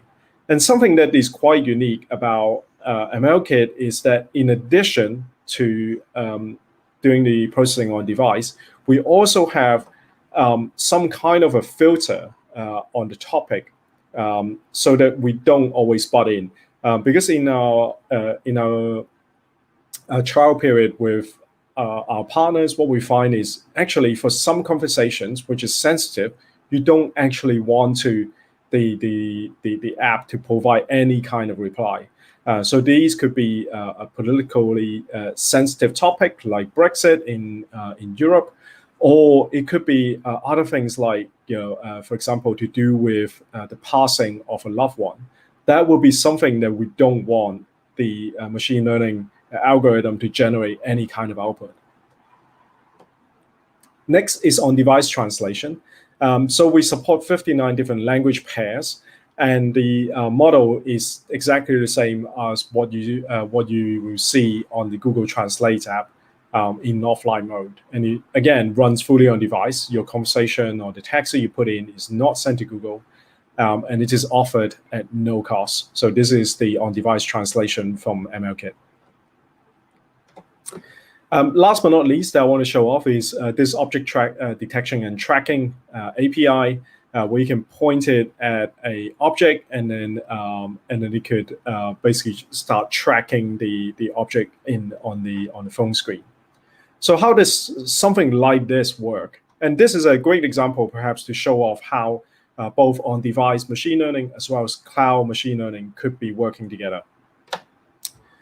So the first step is, of course, the camera will capture the live picture in terms of that live stream, and then the first thing that MLKit does, ODT, object detection and tracking, is that we'll try to detect and track the object. So as the user may be shaking their hands or maybe just kind of naturally moving around, it will continue to track that particular object. And then next, this is an optional step where you can do a course classification around this. So let's say you are, in this case, our partner IKEA, and you only want to crop kind of home goods, then you could actually do this and say, hey, only detect if you think this is a home goods type kind of image, so that you can basically not have MLKit detect, let's say, a passing person moving by in their jacket, but instead just focusing on the cup or on the plant on the table. Then next, what you can do is you can send it over to a cloud service like the Google Cloud Vision product search, and then it can return the set of products together with the price and also the availability of those products. So here you can see that on the on-device side, what we have is at the top a very live, very kind of real-time type experience, and then at the bottom, what we have is a cloud-based solution whereby we augment the things that you can only have in the cloud. For example, the latest pricing or the availability of the product. In addition to a product catalog that could be much larger, let's say you sell 10,000 different kind of products, as well as kind of maybe changing those products on a daily or even hourly basis. You can update those on the fly in the cloud. So this is basically getting the best of both worlds. So on the on-device side, you have live experience, and then on the cloud side, you can have a much larger model with a much bigger kind of classification, as well as the latest information on what is available on your product catalog. So that's basically the two sides of it. So for more information, you can go to this link, g.co/mlkit. Next, Android platform. So I'm sure that a lot of you have seen this demo that I've done at Google I/O last year.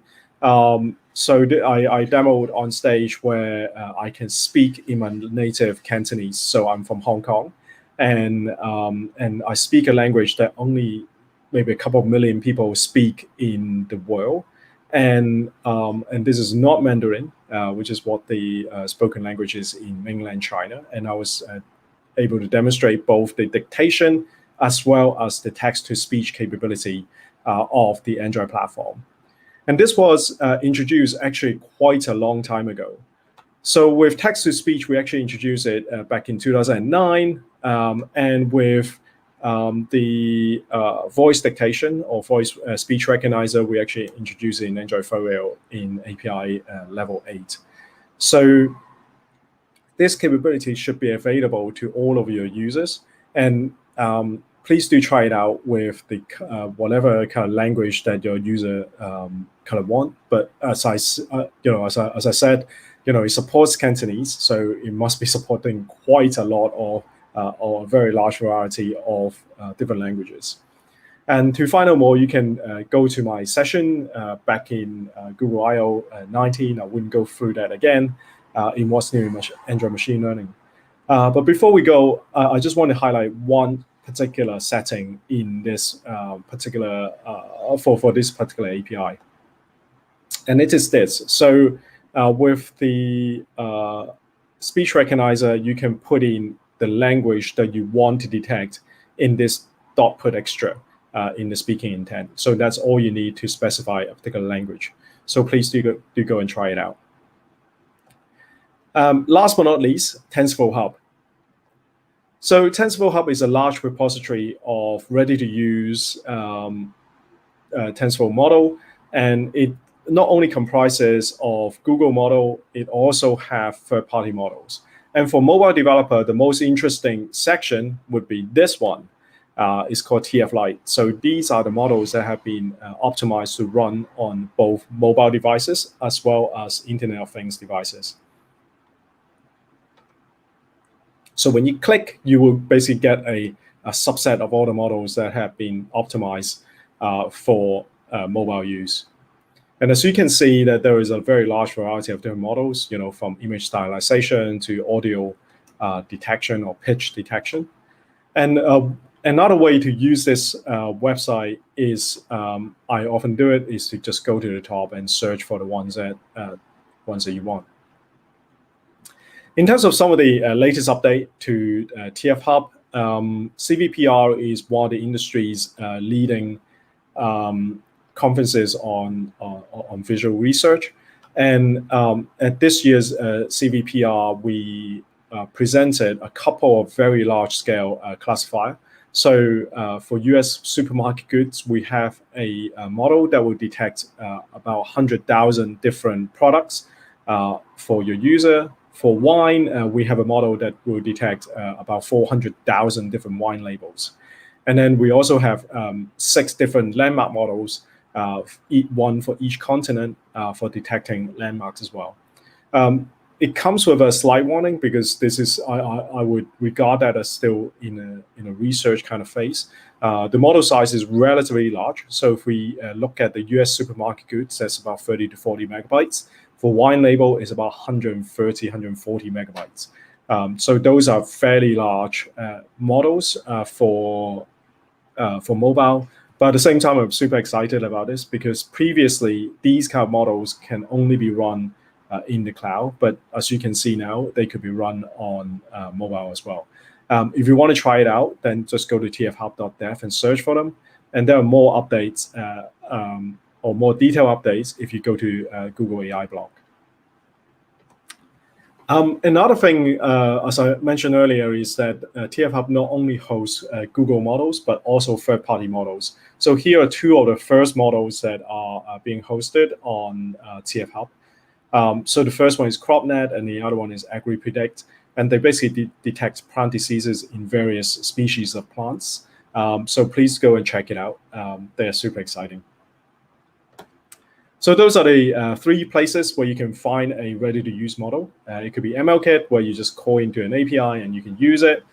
Second, voice dictation, as well as text-to-speech in Android. And then last but not least, TF Hub, where you can find a model that you can use.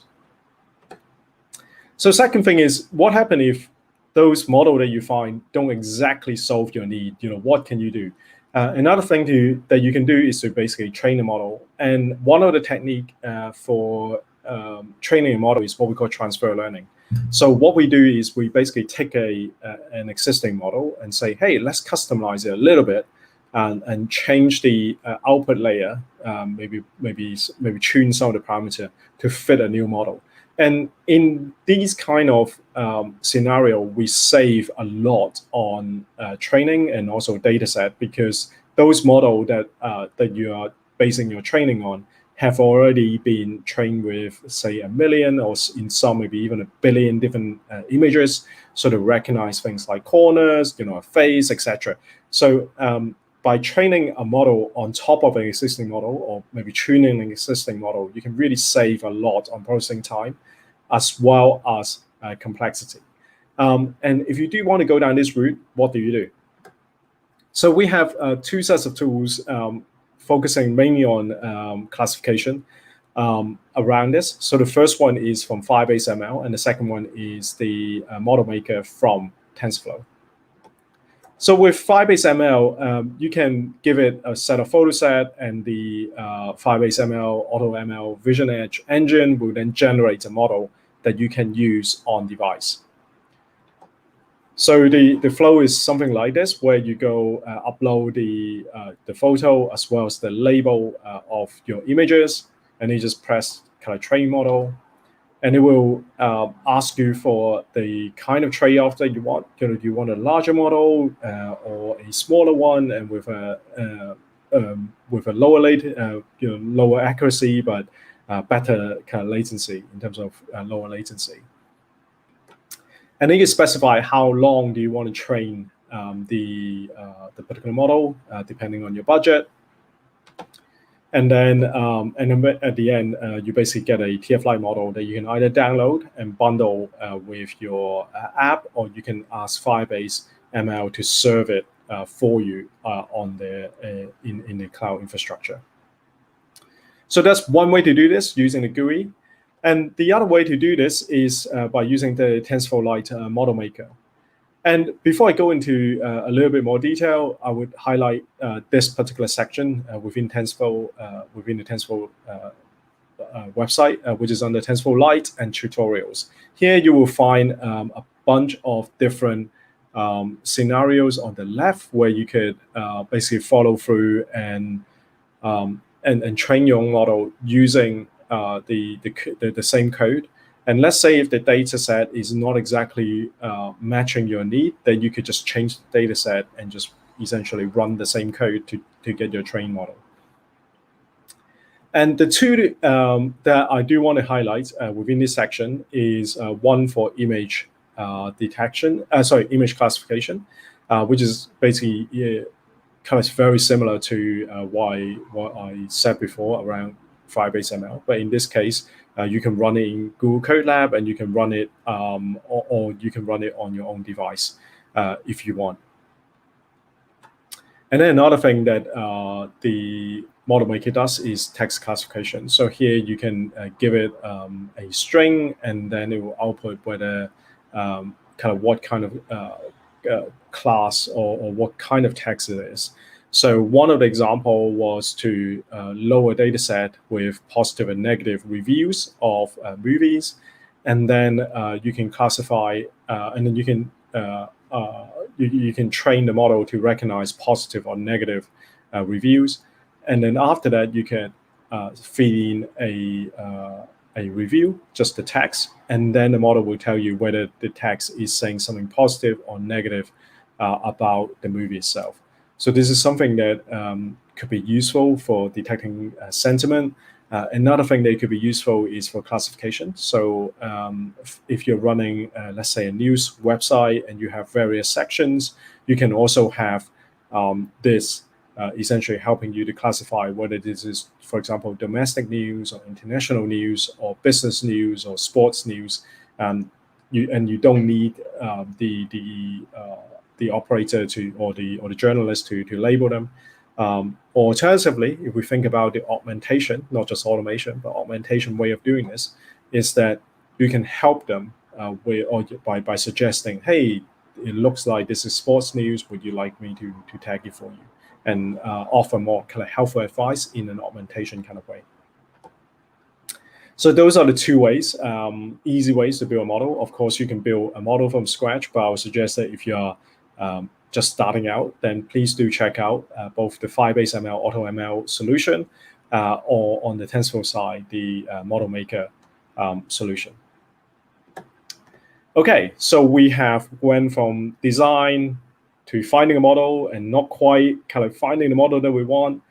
We have now built our own model by customizing an existing model. And now we have the TF-Lite file, let's say, the TensorFlow Lite file. So what do we do if we want to add it into our Android application? So here I want to highlight maybe three things. So the first one is the model binding functionality that were built into the Android Studio tooling, starting it from 4.1 beta. The second one is MLKit, where we have now allowed for custom ML models. And last but not least, the kind of CameraX capability that will really help you basically reduce the amount of code that you need. So as I said, the first thing that I want to go through with you is the Android Studio 4.1 ML model binding.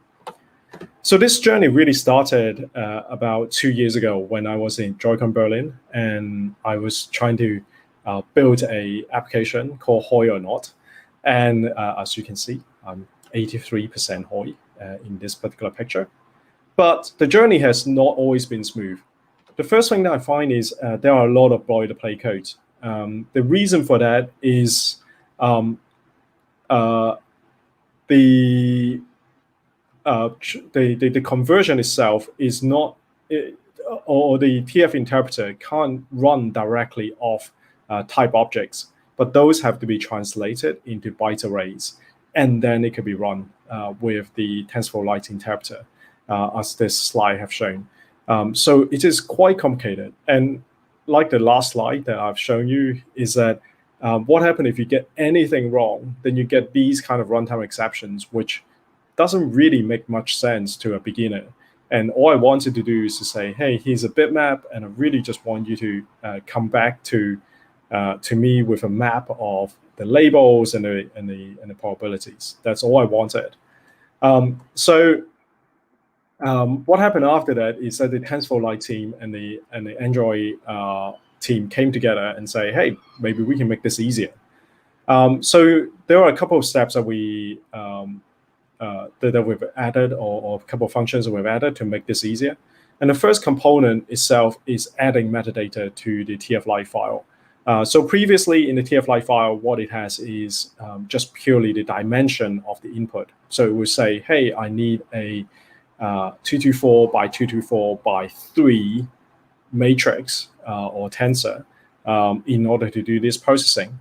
And you don't quite know whether those 224, 224, 224 or by 3 tensor, is it actually an image? Because there are 3 channels, maybe it's RGB, maybe it's something else, but you don't know. Those are just numbers. So what we do is instead we add a metadata to describe the model. So the code can have confidence that, oh, actually this is an image of this kind of size. So we've added the metadata to both the input as well as output. In addition, we have also added humanly readable metadata so that you know, for example, the licensing term of the model before you use it. And then we thought, hey, wouldn't it be great if we have an import wizard of some kind, and in Android Studio, and these are the actual wireframe in our proposal. And then after that, it will actually show you some of the code in order to use that particular model. So when it comes to Android Studio 4.1, this is now a reality, and this is how you use it. So in the module that you wanted to import your TF-Lite model, you can just right-click on the module itself. So let's say in this case, I wanted to add a model in the start module. Then I can just go new, other TensorFlow model. Then you'll see this dialog box pop up where it will ask you to select the model that you want to use. And there are 2 tick boxes at the bottom. So the first tick box, I would strongly recommend that you take it. It will basically add the necessary setting to your build or Gradle file for all the functionality. In addition, there is a second checkbox for using GPU acceleration, and this is something that you can take as well. But at the same time, I would strongly recommend that you test the performance of your model running on GPU on a representative set of phones, because those the GPU acceleration are still experimental a little bit, where the performance increase is not always consistent. So I would strongly recommend that you have a look at whether the GPU acceleration actually help before you basically use it across all your users in production. And then after you have imported the model, this is the screen that you get in Android Studio. And as you can see at the bottom, you get the sample code in both Kotlin and Java, if you prefer. And you could just copy and paste, and away you go. So it is that easy. If you want to try it, as I said, Android Studio 4.1 beta is available at this link. So next, MLKit. So wait, we have just talked about MLKit. What happened? What happened was, as part of the June release, we have added new custom model support for both image labeling as well as object detection and tracking. So these are new functionality that's available to you now. And if we go back to an earlier example where, for example, in this case, IKEA, you can do the course classification of these 5 different categories or not in this case. But a lot of the partners come back to us and say, well, actually, I don't want these categories. I want another category.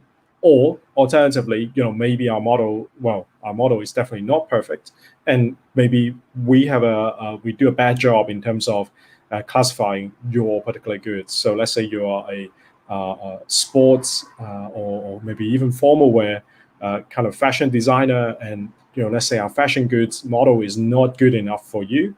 Then what you can do is you can train your own model for detecting your brand of clothing and plugging it into the object detection and tracking. And this is new. So how will you do this? The first thing is, instead of implementing the generic object detection, you implement the object detection custom functionality in the builder Gradle file. And then I just want to highlight the new steps, not all the steps. So the first thing is you could import your own local model. So put the model itself into the asset path, and then just say, hey, this is the name of the TF-Lite file. And then secondly, you need to create an options object and feeding in the local model that we just created in the first step. And then last but not least, get the object detector by feeding in that option itself. So that's basically the steps that you change. And then after that, it just looks very similar to what we're used to in object detection and tracking. One more thing before we go on MLKit is that there are 2 different ways of running classification. So which one do you use? So the first one is object detection and tracking, where it will try to focus on an object within a scene. Whereas the second image classification will look at the entire picture and say, hey, what does this look like? So with object detection and tracking, what we recommend is, if you have a very busy scene, so let's say you're walking in the supermarket and there are kind of product right next to each other, then what you can do is you can use object detection and tracking to make sure that the machine learning algorithm is actually looking at the correct image. Otherwise, it might kind of be distracted with the product that's right next to it rather than detecting the product that the user wants. So if you have a very busy scene and you only want a part of it to be detected, use object detection and tracking.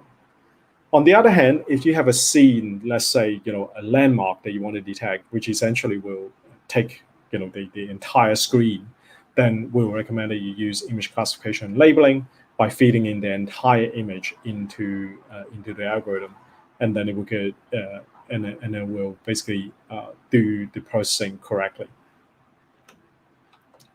So last but not least, camera. Some of you might have implemented Camera 1 in your application, and you'll get this kind of deprecation warning. And you're not wrong. The Camera 2 that comes after it is the correct way to do things, but at the same time, it is also very, very complex. So what we have done is we say, well, actually, let's try and make something easier to use. And that's why we come up with CameraX. So CameraX is a support library that aims to reduce the barrier of entry for Camera 2 and enable you to do a lot of things very easily. So it improves on the ease of use. And the second thing that we want to improve is on the device compatibility, because there are a lot of functions that different manufacturer implement, and we just want to bring it to all our developers in a consistent way. So, for example, HDR, etc. And within CameraX, there are 3 different types of use cases: preview, image capture, and image analysis. And today, being machine learning, we'll focus on image analysis. So these have changed a little since we introduced them at last I/O. So you can now basically put this into your build.gradle file as dependencies. And then after that, you can set up the analysis use case using these kind of commands. I just want to highlight that you can set the target resolution. So here I'm setting a target resolution of 400 by 400 through this line. However, the size that comes back is not guaranteed. So it depends on the particular manufacturer. So be careful while you use it, and then after you have got the image, please do always check the dimension of the image if your algorithm is sensitive to that. MLKit isn't, but some other kind of SDK or your own model maybe.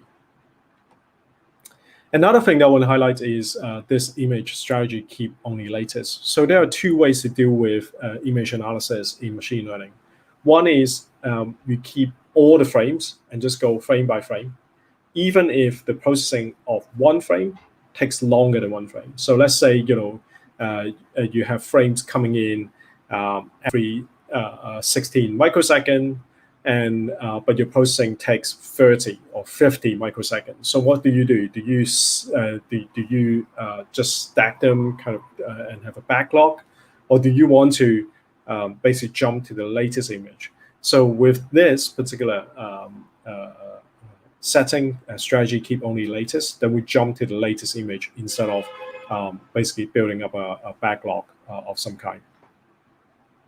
And this is the typical way of doing machine learning. And then after that, you could just set the analyzer and put your machine learning code there.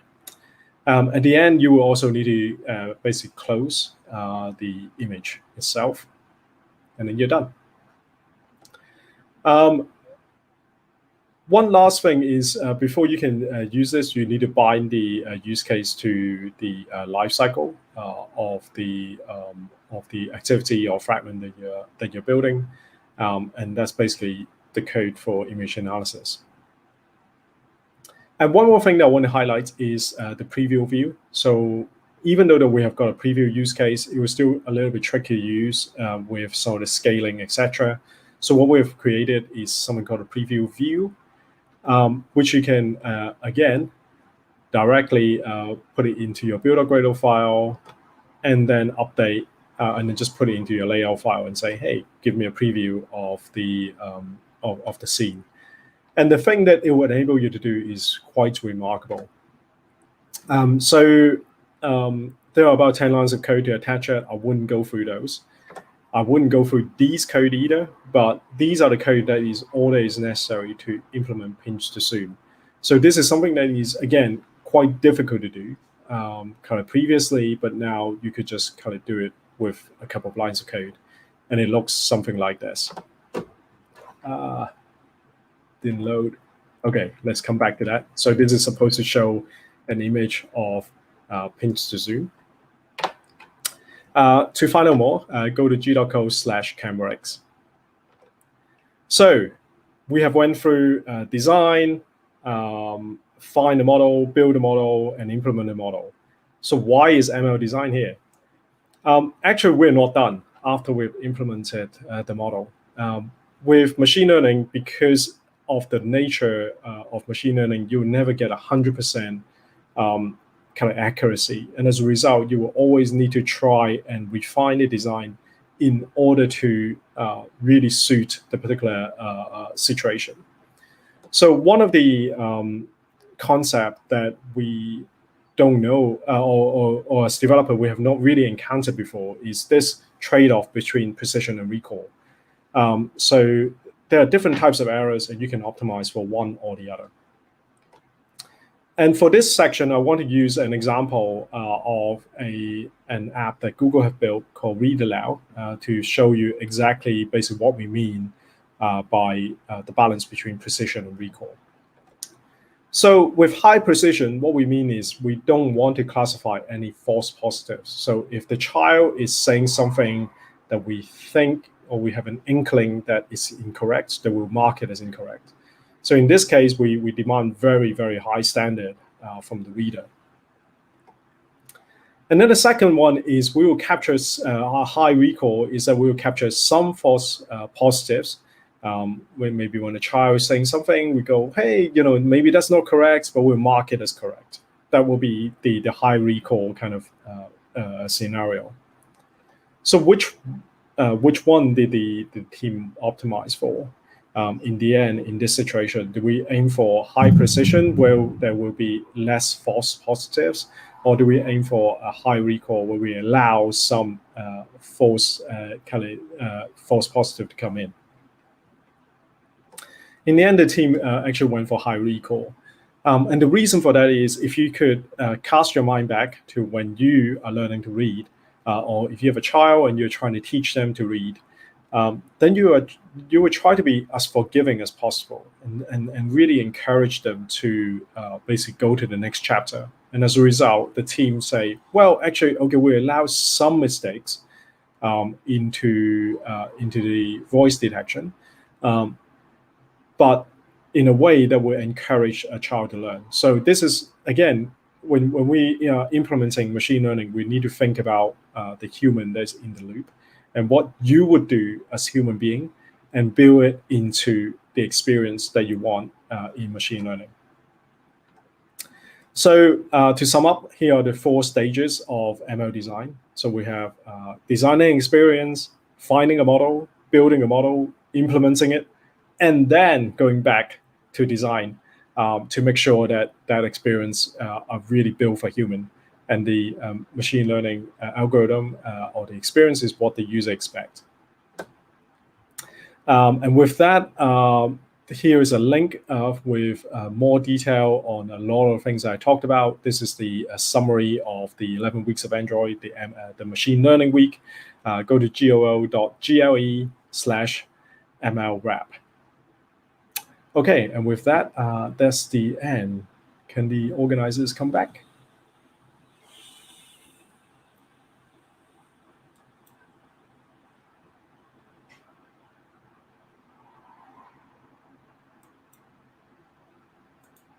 Hello.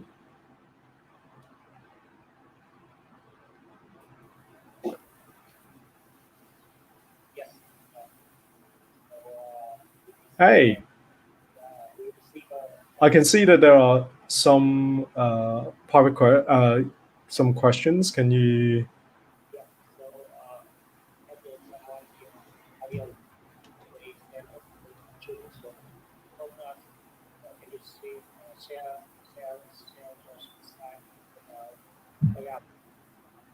Can develop a similar app with Android machine learning?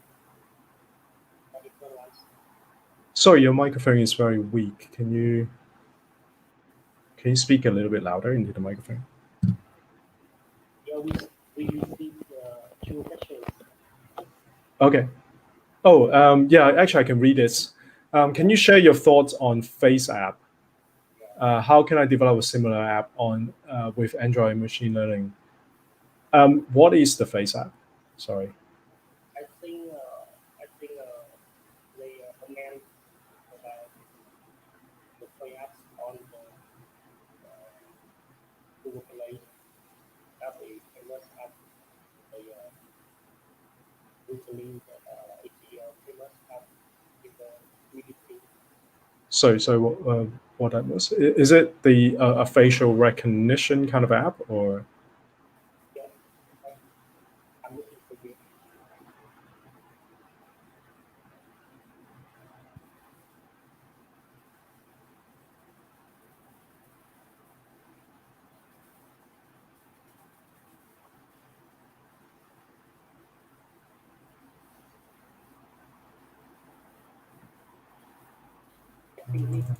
Okay, let me a look. The application allow you to. Oh, I see. So this app is basically trying to basically apply effects on the user itself, taking an image. So I can see that for some of it depends. So there are various functionality that this app kind of does. Well, because I don't know this particular app or the code behind it, so I can't speak kind of how they have done it. But for some of the effects that you see, so for example, if you want to change the hair color, then one of the things that you could do is to use an image segmentation model and just identify the area of for the user that is their hair, or and then apply an effect on that particular region. This is something that is quite useful. So, for example, with trying on makeup. So let's say you have different color lipsticks to sell, then it will be really helpful if you can detect where the lips are for the user, and then just apply a different effect on the particular region. Another technique that could be quite useful is called image stylization. So another way that you can build on top of that first model of segmentation is that you can say, hey, what if I put more wrinkles on a particular person? So with that, you could essentially train the model to apply a style filter essentially on a particular region. Again, maybe the face, etc. To do that, and you can refine it with both machine learning as well as just conventional programming. So, for example, with eyeline kind of at the end of your eye, you might want to just detect where the eyes are and then just draw it yourself using your own kind of graphics capability. So it really varies depending on what you use. And then the second question that we have got here is, which impressive use cases have you successfully applied to Android machine learning? So talking about me personally, is that I've trained a bunch of classifiers for different types of use cases, and the results of those really surprised me a lot of the time. Because like I said, with transfer learning, essentially I'm building on top of an existing model. I haven't realized just quite how powerful that technique is before I use it, because I thought, hey, how good can a model be if I feed in 50, 100 pictures into the model? And actually, you can get a pretty decent model with just 50 to 100 kind of samples with transfer learning, because, like I said, the model had been trained with millions of data points before, and as a result, your particular sample set is only adding to that sample that the model have seen. So really, kind of do try out the image identification, image classification, kind of training your own kind of model. Another thing that I find, again, I'm constantly surprised by, is how good, for example, things like image filters are, or image stylization algorithm is. So again, here I implemented the model that I downloaded from TF Hub, and just go, hey, can you train a model to stylize an image based on one image that it has seen? So there is two parts to this. One is to train the machine learning model to identify a particular style, and this can actually be done on device. So it would take an image and it will output, I think, is an array of about 100, maybe 200 numbers, and that represent the style itself. And then you can feed it into a second model to apply to any image. So and the result of that, I have to say, is really kind of quite surprising in terms of how good it could be. And the and coming soon is from the community. They have actually got a very, very polished app from George. Say hi here. And they basically have a live version of image stylizer kind of running on device. That is very smooth, and it leverage also the GPU acceleration. So those two may be the ones I'll highlight. One, image classification and how little you need to train your own model, and then things like image stylization is very easy to do. Are there any other questions?